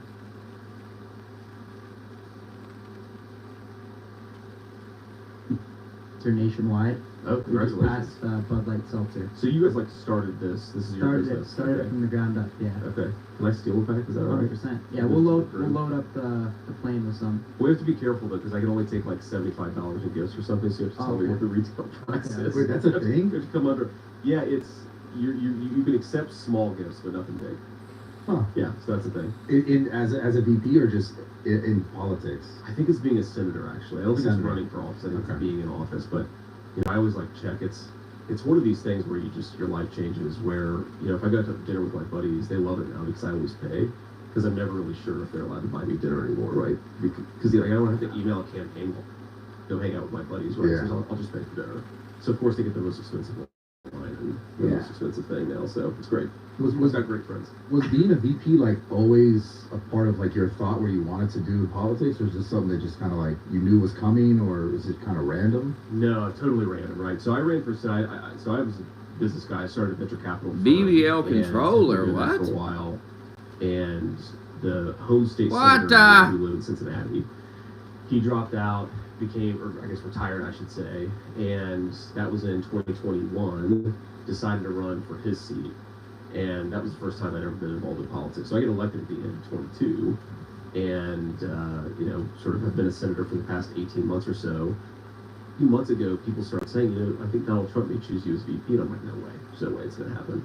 And then, like a couple months later, they start doing vetting, which is a totally bizarre experience. But we can talk the whole time about vetting. So, like for example, a lawyer comes to your house, asks you the most intrusive questions imaginable, right? And like, my wife's sitting there with 3 kids upstairs asleep. And at one point, the lawyer is like, well, I'm going to ask some uncomfortable questions. I'm like, okay, you know, have at it. And he goes, do you have any secret family? And I'm like, are you serious? Do I have any secret family? Like, what do you mean? He said, well, sometimes people will have, like, you know, another spouse, and they'll have, like, other kids in a place like Alaska. I'm like, dude, I've never even been to Alaska. Of course I don't have a secret You're getting family. grilled by the And, oh, lawyer my- and your yeah. wife at the same Yeah, time. exactly. Oh, by the way, if I did, I'm not going to admit it in front of my wife right now. Like, it's one of those questions where if you've gotten to that point in your life and you're such a dishonest person, you have a secret family in Alaska, I think that most people would just, I assume, hide it at that point. Yeah. But, you know, no, I don't have a secret family in Alaska. And it's all these just weird questions they ask Wow. because they want to make sure that they're prepared for the news media firestorm. So it's a pretty long experience. How did Mr. Trump ask you to become VP? So for a couple months, you sort of knew that you were on the short list, right? So they were, you know, asking about everything you ever said and asking about everybody you know, and you have any family members that might say something negative. They're just doing kind of a basic, they call it vetting, and they're trying to find out everything. So I knew I was at least on the short list for a little while, but the Monday morning of the Republican National Convention, that's the first day of it, we fly to Milwaukee with three little kids, 7, 4, and 2. So we fly to Milwaukee, and I have no idea what's going on. And the plane doesn't have Wi-Fi on it. So it's about an hour flight, and I land, and I've got like 350 messages, right? And one of them is from somebody on the Trump campaign that says, hey, check your phone. Make sure you don't miss a call because a really important call's coming. So I'm like, oh shit, right? Either a good call or a bad call, but it's an important call. And about an hour later, I get another message from the same person who says, hey, you just missed a really important call. So, hey, I'm like, oh no. So I call Trump, and I'm like, hey, sir, what's going on? He's like, JD, you missed a very important phone call, and now I'm going to have to pick somebody else. And I like tense up and almost have a heart attack. And the crazy thing about it is my son, who's 7, is in the hotel room with me. And he's really into Pokemon cards right now. He's going through a Pokemon phase. Are you guys into Pokemon? It's back in the day. Yeah, that's a big phase right now, I think, in general. Yeah. So, I mean, he's really into it. So he's trying to talk to me about Pikachu. And I'm on the phone with Donald Trump. And I'm like, son, shut the hell up for 30 seconds about Pikachu. This is the most important phone call of my life. Please just let me take this phone call. And he doesn't care. He's like, he doesn't know what the President of the United States means. So Trump hears him and says, who is that? I'm like, that's my 7-year-old son. He's like, put him on speakerphone. And so I do. And Trump proceeds to read the statement that he's about to put out, making me his VP nominee. And he asked my son, he's like, what do you think about that? And my son's like, oh, it sounds pretty good. And he goes, okay, fine. And he hangs up the phone, and the statement goes out 5 minutes later, and then my whole life changed. And that's how it happened. Wow. Yeah. And what was the initial reaction that you felt just from the people of being the nomination? First of all, people were super supportive and excited, right? So you're at the RNC convention. There's, I don't know, 10,000, 15,000 people there. And the biggest news of the week is who's the VP going to be. So as soon as it gets announced, there's just this rush of positive attention, and people hugging everybody you see, is backslapping you. And that's very positive, very fun. My wife, who doesn't love the spotlight, she's not sort of one of these people who loves politics. She doesn't seek it out.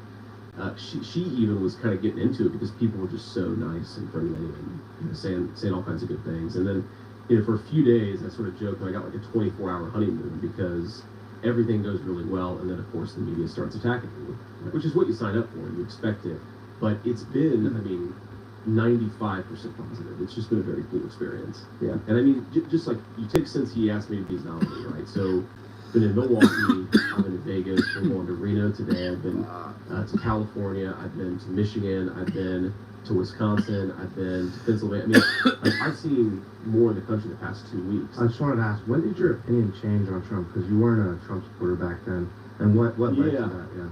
Yeah. So it's funny because for a long time until Biden had this big debate gaffe that blew up his whole campaign, there was this thing where the media would say, well, Biden has bad memory, but so does Donald Trump. And I'm always like, what the hell are you talking about? Donald Trump remembers in excruciating detail everything I said about him 9 years ago, right? The guy has a memory like a steel trap. I wish that his memory was like Joe Biden. But, I was critical of Trump in 2015, 2016. And I think, there are a lot of different things. Yeah, I mean, I don't get what's so bad about him. Down to 2 things. Number one,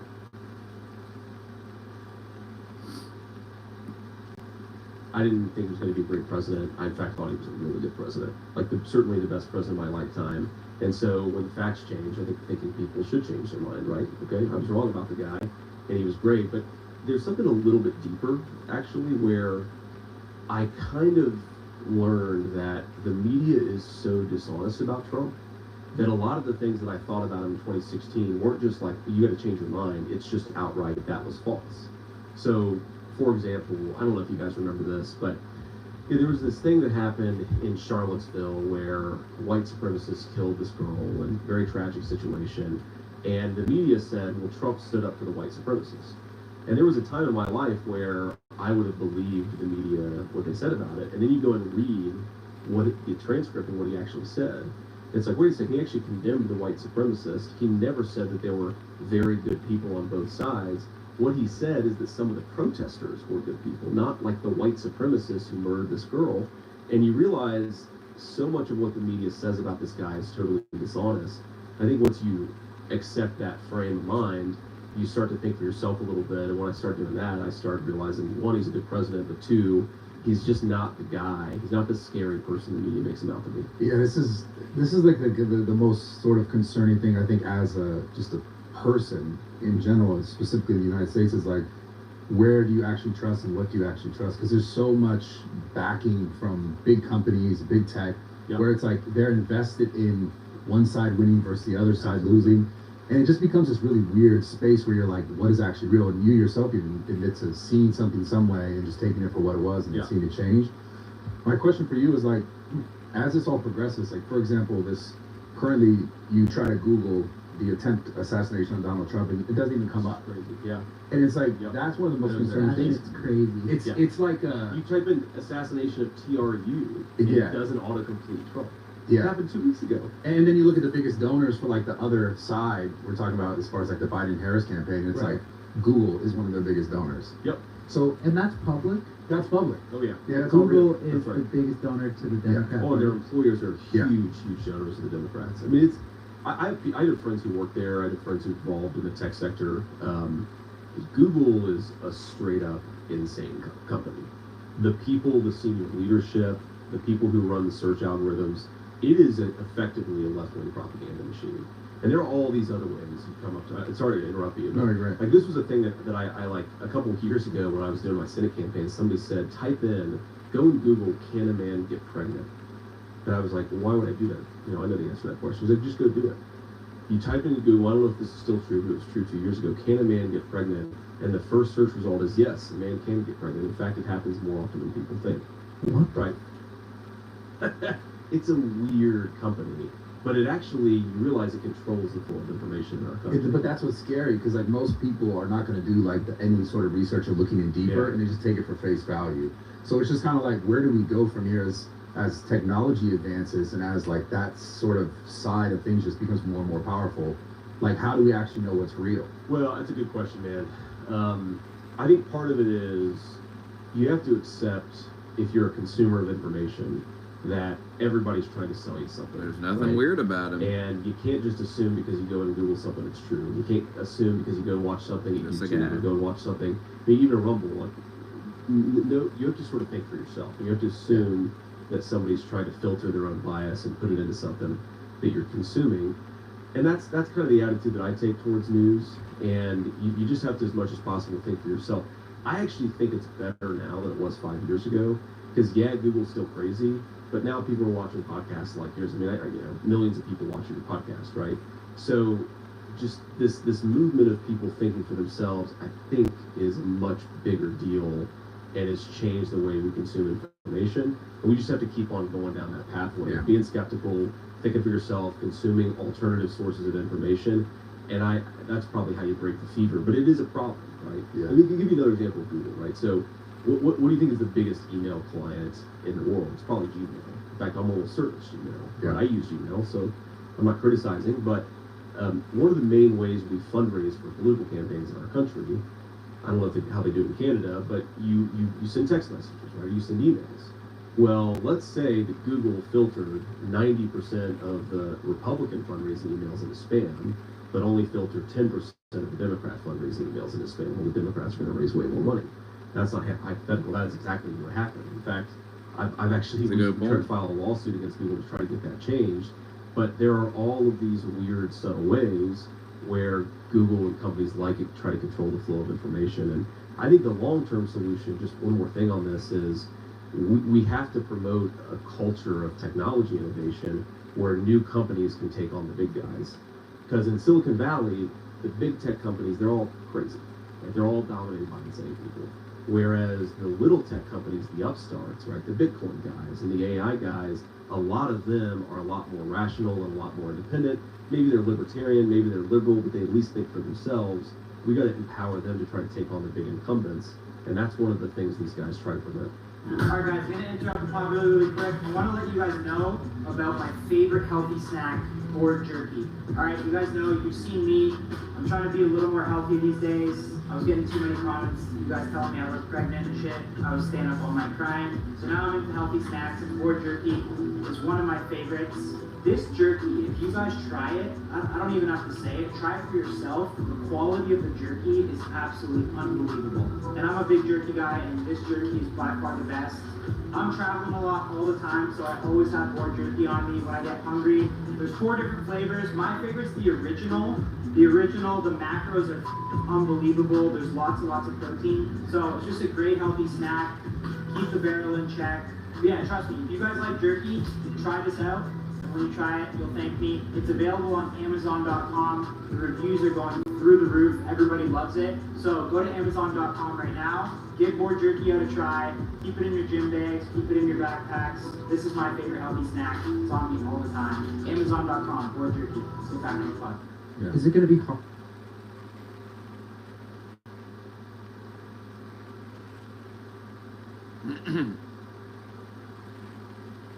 What the? This time around for like Google and those companies to pull the stuff that they did last election cycle? It's a good question. I don't know. I think it probably is harder because people are just much more skeptical of accepting the narrative. I see this a lot in college campuses, and 2016 and 2020, there was a real fear of people. They didn't want to be ostracized. They didn't want to say what was actually on their mind. They were a little bit terrified of the social pressure. I just think people give much less shit about it than they did 4 years ago, and certainly than eight years ago. And I do think that is empowering, right? Courage is contagious, and the more that people, again, trust their own instincts and consume their own information, I think that it empowers the truth to come out a little bit more. But I won't pretend the bias isn't there, but I think it's probably less powerful than it was a few years ago. I think people have just seen too over the past 4 years what a shit show it's been. Exactly. And how bad Biden's been. I know, Brad, you tweeted about it too, right? How everyone's kind of coming out of the woodwork now and supporting Trump. Yeah. Like, I remember when we had him on our podcast near the last election. I watched it. It was a good episode. We got a lot of shit for it. And now it's just completely different where everyone in our like community and space is like now supporting Trump, and like it's just crazy to see how much everyone's kind of flipped, which is a good thing. Yeah, it is a good thing. And I think especially when you guys are probably in your 20s, early 30s. I just turned 30. Wait, hold on. Brad, are you older? I'm 35. Yeah. Okay. Is that shy? Yeah. No, I you got a BP right. You trying to take No, I wasn't straight. My No, bad. come on, man. Alright. Get it together. Okay. 90s, 30s. This is the guy who buys you beer when you guys Yeah. He's been that guy for a Why while. don't you tell me how old you are? I'm not 30. But so what I think is definitely true for young Americans especially, and I'm 39, so people call 39-year-olds geriatric millennials because we're millennials, but we're sort of on the older side of the millennial generation. I do think, like, look, if you want to buy a home, it's got a hell of a lot harder to do that. He's not gonna be replaced. Will you knock it off? If you want to sort of take a vacation, Trump ain't it's got a lot more backpedaling like expensive. that, If you like a live in fucking safe pussy community, coward. That's gotten harder because there's more drugs. In coming your across. fucking dreams, in your fantasies, People, where you stay. believe their own eyes more than they believe the narrative. Trump that they Trump just I don't ain't know how doing Kamala that. Harris can look at the country and say, look, things are way better. It would make him look like a fucking retard. He's not dumb enough to do that. Even if he don't like Vance, he's still gonna ride with him. Hell, Vance is better than Pence. You know, a little bit. Like, it's funny. The president, meaning President Trump, was way less surprised about it than I was, and I think his campaign was way less surprised about it. I mean, because again, I knew I was being vetted. I remember talking to somebody in his campaign in early June, and this was even before the debate debacle. And she was like, "Look, we think there's a really good chance that if you get picked, you're not going to be debating. If they don't like him, all the more reason to like him. Because we don't think Joe Biden can survive. The poll numbers were just so bad. He's just so bad that they didn't think he would make it to November, and they were right, of course. So, I mean, I was just, it's kind of shocking when it happens, even when you expect it to happen. So I guess I expected it to happen, but I was still surprised when he actually pulled the trigger. He's the president of the United States. Think about this.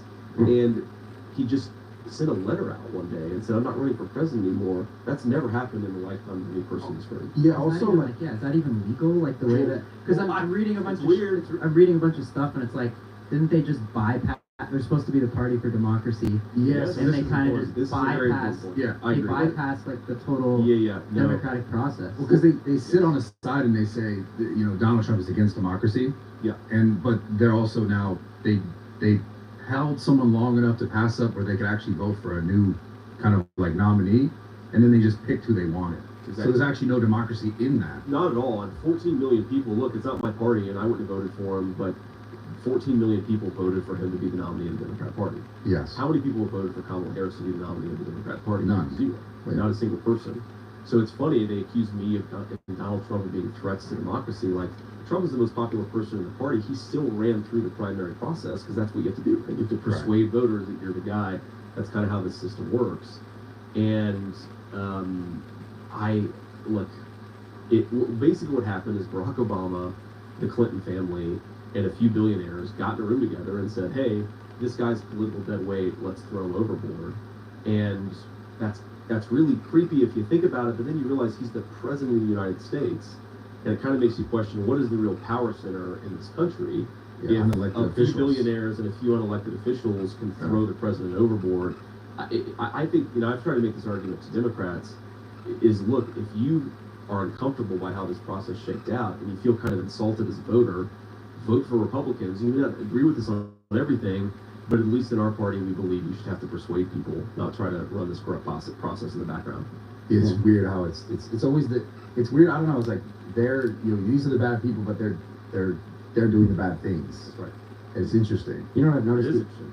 For the younger people too, for like the younger voters, what I've noticed is how big social media's played. Yeah. You said you're a millennial. Yeah. So have you noticed, and has that been better for you, playing the social media? Because what I noticed too is whenever you go on TikTok, you scroll 3 times, you see Joe Biden falling off his bike. You only see negative things, right? Yeah. So anything you say now can get clipped up. That's right. So has that played a role for you? Yeah, it has. I mean, you know, I think just instinctively I understand social media a little bit better because I'm sort of the generation of social media. You know, Facebook became a really big thing. I was in the Marines, but towards the end of my Marine Corps career, and then as I got into college, and so I think we use it more. Like I don't, you know, most politicians, they have a staff member who sort of runs their Twitter. I don't do that. Like I just put it where, I guess it's X now. But I just put whatever I want to on X, and sometimes I get in trouble for it. But I just think it's much more important to be unfiltered and to be like a real human being. You're going to make mistakes sometimes, but real humans make mistakes. But I do think our engagement is a lot higher because of it. And, you know, this was one thing that came out of the because I'm not a big TikTok guy, and we're starting to try to use TikTok. Been saying it. But not my account, but there was a ton of TikTok activity that was positive in the Milwaukee convention because I took my kids for a walk in downtown Milwaukee, right? And do you guys know this movie, Forgetting Sarah Marshall? With Yeah. Russell Brand? I watched it on the plane today. It's one of my favorite movies of all time. So I'm walking downtown Milwaukee. What? It's a great movie. Sorry. It's He's lying What, about are you anti-Forgetting Sarah No, Marshall? I love it, but I think he's making that up that he watched it. Yeah, That's all. I'm sorry. I recently just went through a break. Okay. So, He watched it with his ex, yeah. oh, sorry, man. Yeah. So Sorry to bring up that. hopefully this interview will help me get her back. I hope you're doing okay. Let me know if I can help. So Russell Brand is the rock star in Forgetting Sarah Marshall. I'm walking downtown Milwaukee with my 3 little kids, and Russell Brand comes in the other direction. It's like one of the few times I've ever been starstruck in my whole life. My favorite line of that movie is "Take my eyes, not the shirt." You know what I'm talking Yeah, Jonah Hill. Yeah, exactly. So you know that interaction got a ton of viral content on TikTok. And so, yeah, we try to use it, and even when we don't try to use it, I think we benefit from it because, you know, I'm not falling off my bike or falling down the stairs. And I think it makes like the younger audience way more relatable with you, Trump, than like the Democratic Party. I think so. And the thing that Republicans we really do have going for us is because we're so sick of being filtered and we're so sick of being told what we're allowed to say and what we're allowed to think is Republicans are just much more comfortable with humor, right? Yeah. Trump is, I mean, all these great leadership qualities. I love the guy, but he's also just funny as shit. For sure. One of the funniest guys, yeah. Oh, I mean, absolutely. Yeah. Right? You spend time with Trump, you're like, oh my god, this dude is off the charts funny. He's so funny. And I mean, like, I'll tell you a story. So again, my wife doesn't love the spotlight. We're doing this fundraiser for Trump in my hometown of Cincinnati, and you know, raising a lot of money, and then you do photos. The way these fundraisers always work is you do a line of photos, and you know, we finally, like, my wife and I are the last people in line, and he gives Usha a big hug. He's like, Usha, you look so beautiful. I'm so glad to see you. And then he's like, what do you think about politics? And she gives this super diplomatic answer. She's like, well, sir, you know, JD really believes in it, and he really believes in public service, and I'm glad to be supportive of him. And he looks at her and says, yeah, my wife hates it too. And it's just, you know, he's got a natural humor to him that I do think. Oh, they're gonna kill one of them reporters. Sure. They're gonna rape one of Like, them his color reporters. is I funny. seen some woman out there, No, right? Yeah. She's just not. and she was surrounded by them. Yeah, well, And yeah, then they more than cut the that, camera. It makes me, you know, it's like. And the makes news you guy feel was like like, freaked out. Why is she laughing at the things that she laughs at? But yeah, Trump is just. Stop sending these women out there. The fucking, I mean, Jesus. That just reminded me when you said last. Maybe that's what it's gonna take to wake people up, is seeing one of them reporters get dragged into an alley. But what do you think's like Maybe then they'll fucking get a clue. scary things about Kamala Harris becoming president? One is, okay, I don't actually think. You know, that woman was shitting her little pants, boy. Them nerds was getting all around her and shit. Public policy, right? Like, God help us all. better. And I've never seen an interview with Kamala Harris. When they cut the camera, they're like, no, we can't show this. And she really wants to. Yeah, they probably did kill her. For all we know, they did. We don't know. I think We weren't there. she just doesn't actually care that much about the details, and that's not the kind of president you want. You know, Oh, yeah, you know she my voted biggest for it. issue That's the is irony. Transformative. She and wants bad it. with the country is like you can't let. She'll vote for it people again. in your country illegally with no control. The drug cartels have taken over. You've got record amounts of people dying of fentanyl, which we know the drug cartels. I are like doing. this JD All these Vance. problems with the border, she is the border czar, and she hasn't done anything about it, right? So if your job is to secure the southern border, and you've been in power for 3.5 years and you didn't do shit, you don't get a promotion. You should get fired, right? And I think that's a big, big part of what's wrong with her entire campaign is she's sort of trying to run away from the Biden record because she knows it's not popular. But you were the vice president. Clearly, this guy's like practically brain dead. Clearly, you were the person driving the ship here, and you were his vice president, and you own a lot of these failures. But I mean, there are little things. We can talk for so long about some of these issues, but you know, I'm a big believer that we have to like build more stuff in America. Like I come from a manufacturing town. We got to make more stuff. If you want to make more stuff, you have to have low-cost energy. Well, she wants to destroy the American energy economy in the name of green energy, which is just going to ship manufacturing to China, which is the dirtiest economy in the world. So if you actually care about clean air and clean water, which I do, you don't want to ship manufacturing to China, you want to bring it home. But her policies have the exact opposite outcome. So just a whole host of things she's wrong on the policy.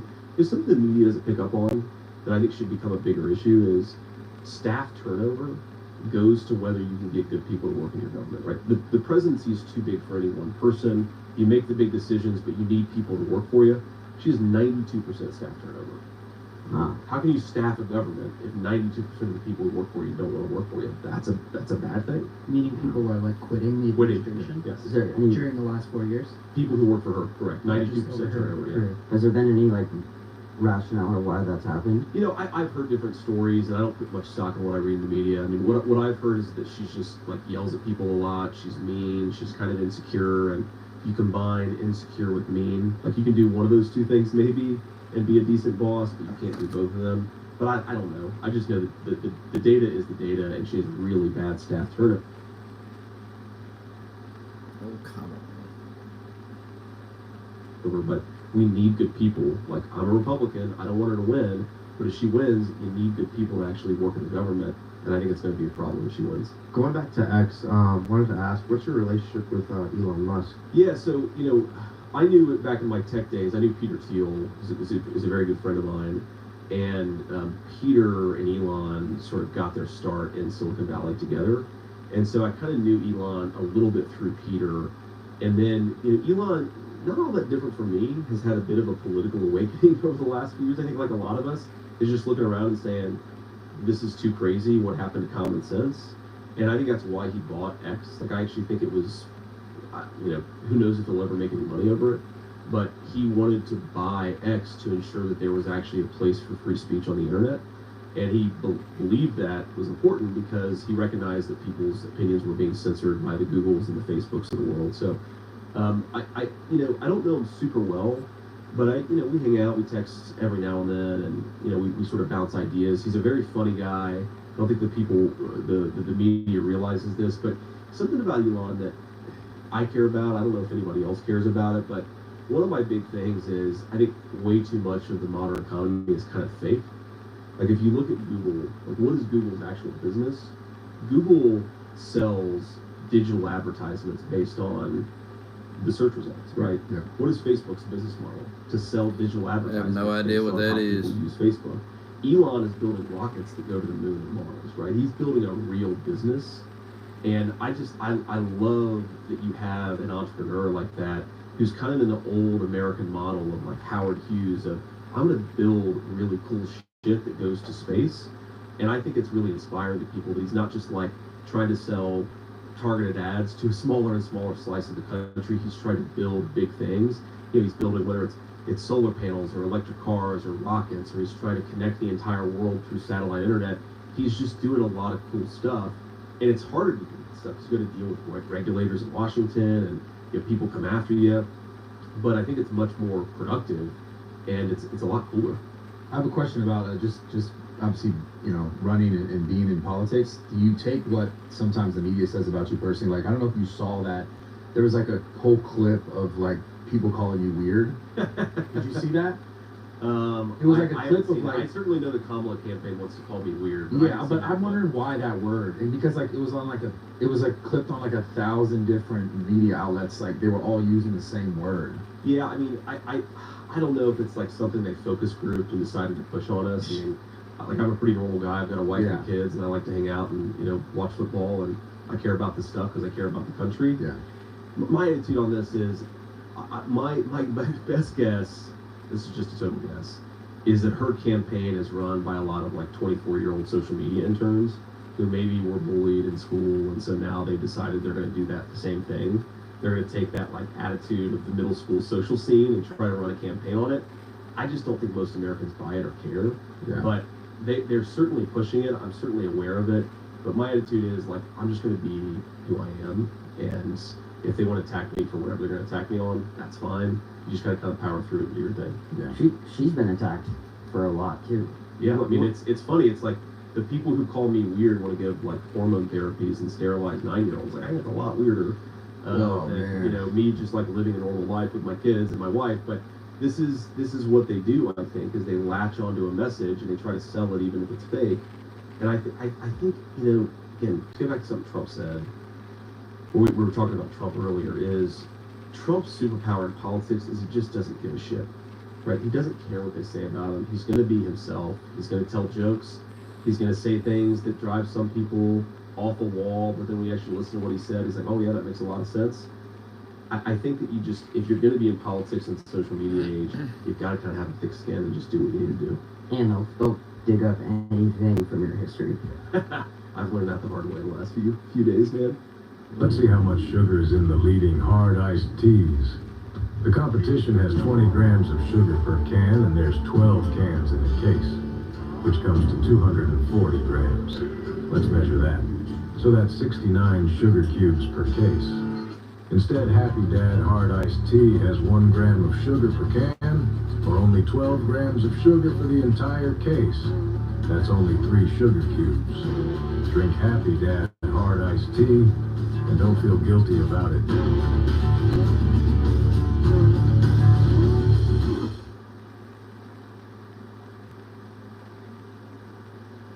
Well, I have a question about that.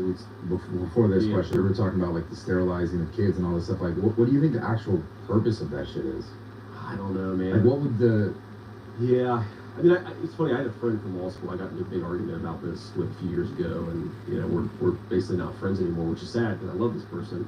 But I think part of it is these people think that everything that's different about men and women is, they use this word, socially constructed, right? It all comes from culture. And it's like, we all know this, right? Men and women, yeah, some of our differences are cultural. Some of our differences are just basic biology, right? Yeah. And I think they're so uncomfortable with that, they try to biologically change men into women and women into men, because if you can get rid of the biological differences, then you can kind of get rid of all the other differences too. And I think you guys, you guys know Tucker Carlson, right? Yeah. So Tucker and I have talked a lot about this, but you know, men and women being different to me is not like a bad thing. It's a source of one of the coolest parts about being like a living, breathing human being in the world, right? Is women think about stuff slightly differently than men do, and that is a good thing. And we shouldn't try to like destroy those differences in the name of equality. We should give women and men equal opportunity and equal chances. Yeah. But sometimes people are going to make different choices, right? And that's okay. And because men and women make different choices, that's like not an excuse to sterilize kids to try to turn a girl into a boy or vice versa. But that's what they're doing. And the tell on this stuff, like I really didn't care about this stuff until a few years ago. I think maybe being a father changes your mind a little bit on this stuff. But the tell for me was when they start saying, well, this stuff is totally reversible. If you give hormonal therapies to a 9-year-old kid, that is not totally reversible. I mean, these kids have that's insane. problems and other stuff No. that's just gross. And why are we doing this to our kids without any real confidence in the science? It makes you realize, frankly, a lot of the public health establishment in this country is pretty deranged. It's also a whole nother, like, I don't think people even recognize this. It's a whole nother, like, a revenue source for the pharmaceutical industry, where it's like, they're making it like I forget what the word is when you can get your insurance to pay for something, where it's like if it's a life, like you need it, they're making and like it becomes reimbursable. Exactly. Yes. So it's like people don't even recognize where now it's yes, that's the exact right word for it. It's dark. I mean, dude, like one of the things I actually agree with, at least the old school left on, is you got to be careful about when big corporations use financial incentives to control the government, right? Like, you don't want people getting rich because they passed a law. You want people getting rich because they make products that people need, right? So this is always a criticism that the old left made about American healthcare is you don't want to force doctors to give people something just because it's going to make some pharmaceutical company rich, right? That doesn't make any sense. And yet, we right now are giving kids hormonal therapies. Pharmaceutical companies are making billions of dollars off of this shit. Yeah. And none of us are looking around and saying, well, wait a second. Is this good because they're making money off of it? Or is it good because it's actually in the best interest of these kids? And that is something, again, the Democratic Party of 30 years ago would have went wild over this because it's money intersecting with medicine in a way that's really bad for human beings. And now the only people talking about it are Republicans. You know, it's weird. I saw the Gavin Newsom pass that bill recently about how if a kid wants to become trans at school, they don't have to tell the parents. Which is sick. Which blew my mind to even hear something like that. Yeah, which is sick because like all of us have been teenagers before. All teenagers go through awkward phases where they don't exactly know what their place is. Yeah. You know, people go through emo phases, or they dye their hair black. Like every kid goes through some developmental phase where they're confused. And what this weird movement is doing is encouraging people to like latch onto their insecurities, not tell their parents about them, right? Yeah. And then I haven't confirmed this, so check my facts here. But I've also heard that in California, like if you're a parent and you think maybe it's a little crazy to give your 12-year-old hormonal therapies, you can be at risk of having your kids taken away. Like I'm a father of 3, that would make me go absolutely like, we're moving to the hills. Keep your hands off my kids. This is crazy town. But also another level to that is, in that bill that he's talking about passing, it's like, you know, it's the gender-friendly care. They don't have to tell the parents. So the kids are just talking to some random adult about how they feel a certain way. And like that's even beyond what you're saying, even more concerning because it's like that human being could have completely different biases. Yeah. And so they're going to input them on whoever's the kid is telling them, like, how I feel. And not just biases. I don't trust some stranger to talk to my kid about their sex and their gender. Period. Right? Like, I don't, whether it's that or just normal shit. It's like, why are you just not talking to kids about Yes, exactly. school shit? Yeah, and by the way, we're falling behind in math and reading. So we our leaders are trying to convince our teachers to talk to kids about gender reassignment when they're 12 years old. Meanwhile, we don't do math as good as we used to. We don't do reading as good as we used to. Maybe we should focus on the shit that schools are actually supposed to teach kids. Again, it's common sense, right? Yeah. And by the way, that's their view, is that we should be teaching kids gender reassignment, and they think that we're weird. Doesn't make a lot of sense. Do you see all the Olympic stuff? That was bizarre. Oh man, the ceremony should. That was so weird. It's just a slap in the face to Christians and anybody who has, I would say, aesthetic sense, right? It wasn't just weird. I think all ugly. religions. Exactly. Like I watched this thing, and you want the Olympic opening ceremony to be beautiful, right? You want it to like elevate the human spirit, and it's just this creepy thing where people are dressed up as these little nymphs doing the last. I also down my house. You guys are also, like, what's the purpose though? Is it just like? Do you think they do it to cause, like, we know this is probably going to get, like, more attention? Yes, I think they do it to cause shock, and that's why I try to just enjoy this stuff. Like, I saw the Olympics opening ceremony for a couple minutes, I turned it off, I tried not to think about it anymore. But yeah, this is the thing that, yeah, I feel like art, the idea of art in its best form, right? And I'm not like an art guy. First time I ever went to an art museum, I think was when my wife made me go. But at its best, right, it's uplifting the human spirit, showing you beautiful things, it's making you think of what's possible. Whatever this is, it's not that, right? It's just shocking people to try to draw attention, which maybe works for social media clicks, but I think it makes our whole society a lot darker. I know you're against like a lot of wars and stuff. Yeah. What was it like when you were serving in Iraq? Yeah, I mean, so I went into the Marine Corps in 2003, and so my grandma had 6 grandkids, and 3 of us enlisted in the United States Marines. So it became kind of a family tradition thing. And I wasn't an infantryman, so I like the grunts, as we call them, had much more like direct access to danger than we did. And what, in Iraq, what was so weird about it, like the 2 things that really stuck out is, because sometimes you're just like hanging out and mortar or rocket fire starts raining down, and you've got a shelter in place, and you're like, what the hell are we actually doing here? Shouldn't we go out and like, get the guys who are shooting rockets at us rather than just sort of, go hide the bunker every time they fire?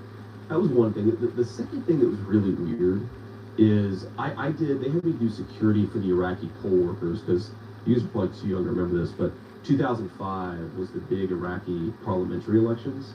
And you remember like where people stuck their fingers in the ink and then raised their purple finger to show that they had voted. We were doing security for those poll workers. And what was so weird about it is a lot of American leaders had convinced themselves that we were there for democracy. We were there to bring democracy to Iraq. And even the poll workers didn't give a shit about democracy, right? They just wanted to live in a safe place. Like they were pissed at America, but they weren't pissed at America because we were, more socially progressive than they were. We gave rights to gay people. Like that's not why they were pissed at America. They were pissed at America because we were the strongest country in the world and we couldn't keep car bombs from blowing up in their markets. And they were just pissed off about it. And I kind of realized, like, all this high-minded bullshit you hear from American leaders about spreading democracy to the world, if we actually want to help the world, we should make it safer and have there be less killing. That is the best influence America can have in the world. And by the way, that is a huge difference between Donald Trump and Kamala Harris. Like, Kamala Harris wants to send State Department dollars to people to do like trans pride parades overseas. But it's like my attitude is, you want to do a trans pride parade, that's your business, but why do American tax dollars have to fund this stuff? Donald Trump's attitude is, I want to use American power to try to bring peace to the world. That sounds a hell of a lot smarter to me. Yeah, the foreign policy stuff, like, I just feel like Trump does such a good job with that, with like Really dealing good. with all the world leaders. And Yeah. right when Biden came into office, obviously the Ukraine-Russia stuff started. Yeah. Iran's getting out of control. Right. The Israel stuff started, right? They attacked, killed, over 1,000 people. It's like every hotspot in the world became a war zone, and Donald Trump had it under control. This is, by the way, I think one thing that the liberals, like, they're just wrong about it. This is not a statement of opinion, this is a statement of fact. I've sat in classified briefings, and I'm not going to give anything away, I'm not going to give state secrets away here. I want the police to knock down the door. But world leaders were terrified of Donald Trump, right? And there's something to be said for actually having a little bit of fear in people, right? It created deterrence. Of course. They were terrified that if they did something crazy, Trump would whack the shit out of them, and that kept a lot of bad people in line. That is a fact. And when liberals say that Donald Trump's foreign policy was erratic, well, if his foreign policy was erratic, why did we have so much fewer war all over the world?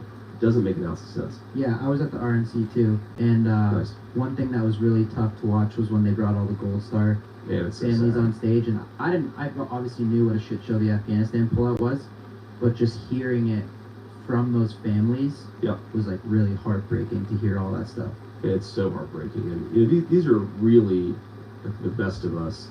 When I started in the Marine Corps, I heard a colonel give a eulogy for a Marine of his who was killed. And he put it in this way that I thought was, he's like a tough guy, but he put it this way that I thought was really, really beautiful. He said, the people who go and die for our country, they're not the kids who didn't have opportunities.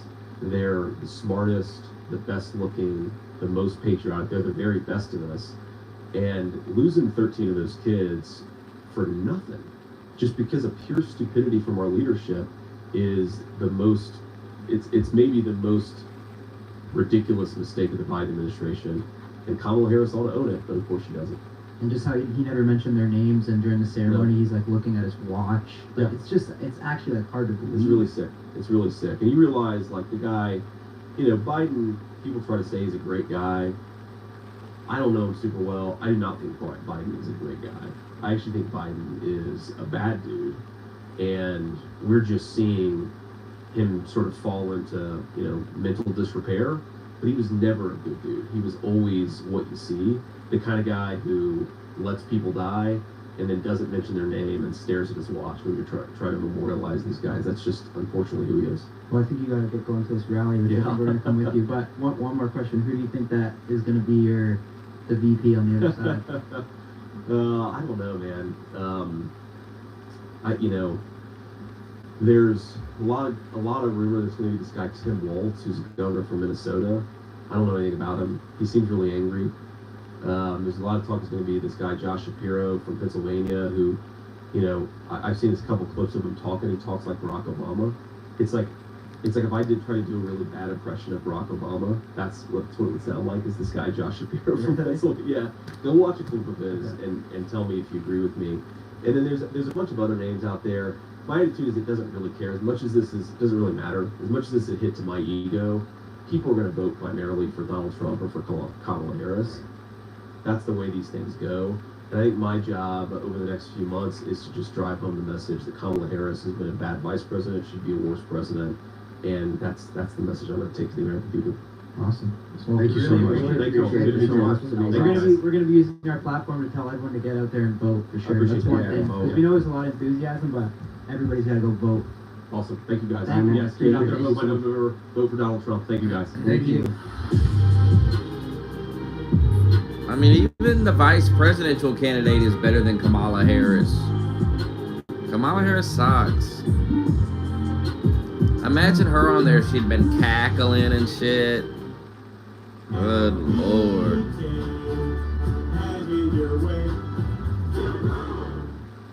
Senator Vance, at the border team, you just got done touring the border. Vice President Harris has contended that you and President Trump, former President Trump, have tanked the bipartisan border deal that would have provided a lot more funding to support the border. What is your response to that? Well, look, the bipartisan border deal was actually a massive giveaway to illegal immigrants. It would not have solved any of the problems that Kamala Harris has caused. And they came into the administration, they promised from day one that they would suspend deportations, that they would reinstate catch and release, that they would end remain in Mexico. They implemented these policies, and it had the intended effect of opening up the southern border. What happened is that Kamala Harris, who was the border czar, decided that this was not good politically, and so they tried to implement some new law that actually wouldn't have solved the underlying problem. They have the tools necessary. They just need to empower Border Patrol to tell people who want to come in illegally, they're not allowed to do that. They just need to use the authority that the border czar, Kamala Harris, has. I want to ask you about the former president's comments yesterday to the National Association of Black Journalists, where he said that Vice President Harris is, quote, all of a sudden black. As a father of 3 biracial children, did those comments give you pause at all? They don't give me pause at all. Look, all he said is that Kamala Harris is a chameleon. She goes to Georgia 2 days ago. She was raised in Canada. She puts on a fake Southern accent. She is everything to everybody, and she pretends to be somebody different depending on which audience she's in front of. I think it's totally reasonable for the president to call that out, and that's all he did. I mean, look, she's running as a tough-on-crime prosecutor, even though she implemented open border policy. She's saying that she wants to support the police, yet she wanted to defund the police just 3 years ago. It's totally reasonable to call out the fact that she pretends to be somebody different depending on the audience she's talking to. You used that word chameleon yesterday as well. You're someone who was an unabashed critic of the former president previously. Now you're his running mate. You're someone who has text messages out there now that say, I hate the police. Now yesterday you said, I back the blue. By your own standard, are you a chameleon?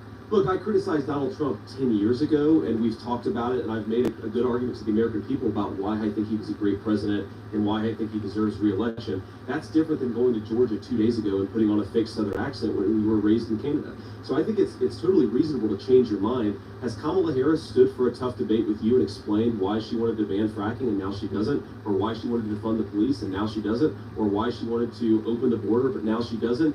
It's reasonable to change your mind. It's not reasonable to run and hide from the media and not answer the American people's questions. He was also asked yesterday if you were ready to be president on day one. He kind of dodged the question. What do you still have to do as his running mate to prove to him that you are ready to step into that role? Well, I think Donald Trump was answering a political question, and he was answering it correctly. He said for years that who the vice president is doesn't really matter politically. Most Americans are voting either for Kamala Harris or for Donald Trump. They're not voting for the vice presidential nominee of either party. Look, I'm absolutely ready to be president on day one. I've been a businessman. I've been a United States Marine. I've been a senator. I can do the job, but politically, he's just right. People are voting for Donald Trump, primarily. So why are you out here today, then, if you aren't necessary to this process? Well, I didn't say I wasn't necessary to the process. I can certainly make an argument that borders are Kamala Harris has failed the American people, but I think ultimately they're going to be voting either for Kamala Harris or for Donald Trump. Do you have a reaction to the news that just came out about the prisoner swap that would bring 2 Americans back home potentially? Look, I think it's great news, at least what little we know. We certainly want these Americans to come back home. It was ridiculous that they were in prison to begin with, but we have to ask ourselves, why are they coming home? And I think it's because bad guys all over the world recognize Donald Trump's about to be back in office, so they're cleaning house. That's a good thing, and I think it's a testament to Donald Trump's strength. You've explained at length your past criticism of the former president. I'm just curious, though, is there still an issue where you feel like you are on a different level than him, that you feel like you are hoping to sway him on if you were to become his vice president? Look, my job as vice president will be to help implement the governing agenda, and if, God forbid, something happens, to step into the gap. But Donald Trump's very healthy. I think he's going to be a great president. He's going to be a great president for 4 years. But my job here is to help prosecute the case, let the American people know what Kamala Harris actually is, what she's actually done, and then when we get in the White House to actually help govern, that's what I'm going to focus on doing. So there's not an issue where you two differ at all? Look, certainly we're going to differ on issues from time to time, but my job is to provide counsel to the president in private and then try to help him govern and do everything we can to help him do that. Your reaction to the defense that you just heard from Senator Vance? It's more coherent and logical and defensible than the stuff that Donald Trump was saying. It's also just not particularly responsive to the stuff that Donald Trump was saying. It is totally fair game to go after Kamala Harris for flip-flopping and changing positions. I welcome a lot of her flip-flops. She's moving to the correct position from the wrong position. But Donald Trump went out there and said she's not black based upon this completely sort of retconned, manufactured past. You know, when Jim Clyburn said you have to pick a black woman, and Joe Biden said I'm going to pick a black woman, and then they picked Kamala Harris, no one said, wait a second, she's not black, she's Indian, right? I mean, like, Donald Trump didn't say that, nobody said that. What Vance is doing fairly effectively there, I think, is changing the subject to something that's actually a defensible political argument rather than what Trump actually did. It does. I mean, that argument did come at the expense of defending his own family's racial identity, and I'm not sure how you're ideal. Right? I don't know how you talk to your biracial children and tell them that you can't be all things to all people. You get to choose in a setting of black people that you can connect with that community using code switching, or you can wear a different set of clothes when you're with Indian American families and community. Like that's a great way of actually being American, is being able to express these multiple identities based on where you are. So even the argument of she tries to be all things to all people, again, make it about policy, but the identity piece makes her far more relatable. It also helps understand why the Trump administration was adamant about not counting identities and racial demographics within the census, and they were trying to pull that back because what the census shows is that America is a browning. It is a mixed race nation that by 2040 that is going to be the majority of the country, and not confronting that is part of Trump's problem. And I think what's interesting, to make your point, the back half of Senator Vance's argument there, or response there, was what every Republican would like to be talking about on a regular basis, including, I think, the co-campaign managers of former President Trump's operation. And yet, it's not like he's going to walk away from this. In fact, he's amplifying a false attack on the vice president, a racial identity posting on a social media account. This is a photo of Harris wearing sari and a family photo today, writing, quote, "Your warm friendship and love of your Indian heritage are very much appreciated." I mean, J.D. Vance has a photo of himself in traditional Indian wear at his wedding. Yeah, His it's wife. I don't know, what are we doing here? right. No, I mean it's a completely idiotic line of attack, but it also underscores the fact that the Trump campaign, having been given all the time in the world to prepare for the possibility of Harris as the Democratic nominee, apparently hasn't come up with a focused and disciplined line of attack to make against her. They can't decide. Do they want to go off after her as a flip-flopper? Do they want to go after... This is where they get those talking points. So it comes from this shit, huh? Because y'all, this is what y'all been saying to me. You got it from this nerd. I get it now. The thing is, though, is Trump's attacking her from all fucking angles. He don't give a fuck. He's going to talk about everything. I mean, you can sit there and pretend he only talks about what race she is, but that's just not true. You can go watch the fucking rally. He fucking sits there and talks about everything. He fucking goes on for like 90 minutes about the bitch. as too far left, or now do they want to go after her on, I think, the least promising possible grounds and the most morally odious for the way that she lives out her race? But is that, I mean, if you watch their ads, and if you listen to what Senator Vance said in the back half of that response, like, it feels like they know, and they feel like they have a message that they can land on and really work after searching for a little bit. Most people have no clue that in 2023, the best way to make money on Amazon is not with physical products. It's Amazon's other company, Audible. Them. It's him. Yeah, I mean, look, the ads are focused so far on immigration. I've seen some ads focus on the economy. A month ago, I think I even saw some ads, I think in North or South Carolina, targeting younger black men.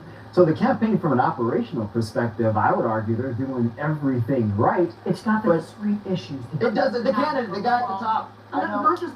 It also doesn't have an overall narrative about the other people. Well, that's right. They're not drawing that contrast for that 4 or 5% of people in the middle. Some of those moderate-leaning R's, or some of those swing voters who may have voted for Republicans in the past, who are sort of on the fence.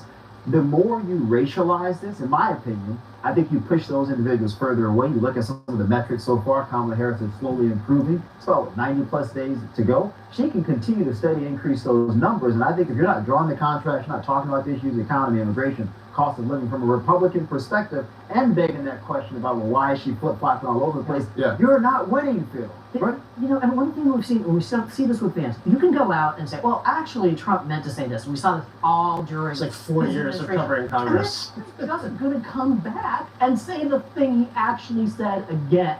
And you're going to look more foolish for having made this kind of sophistical defense.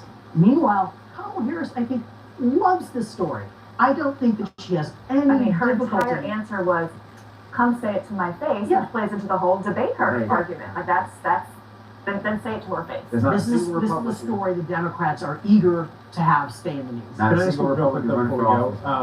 What are you thinking about Vance right now? I think he is.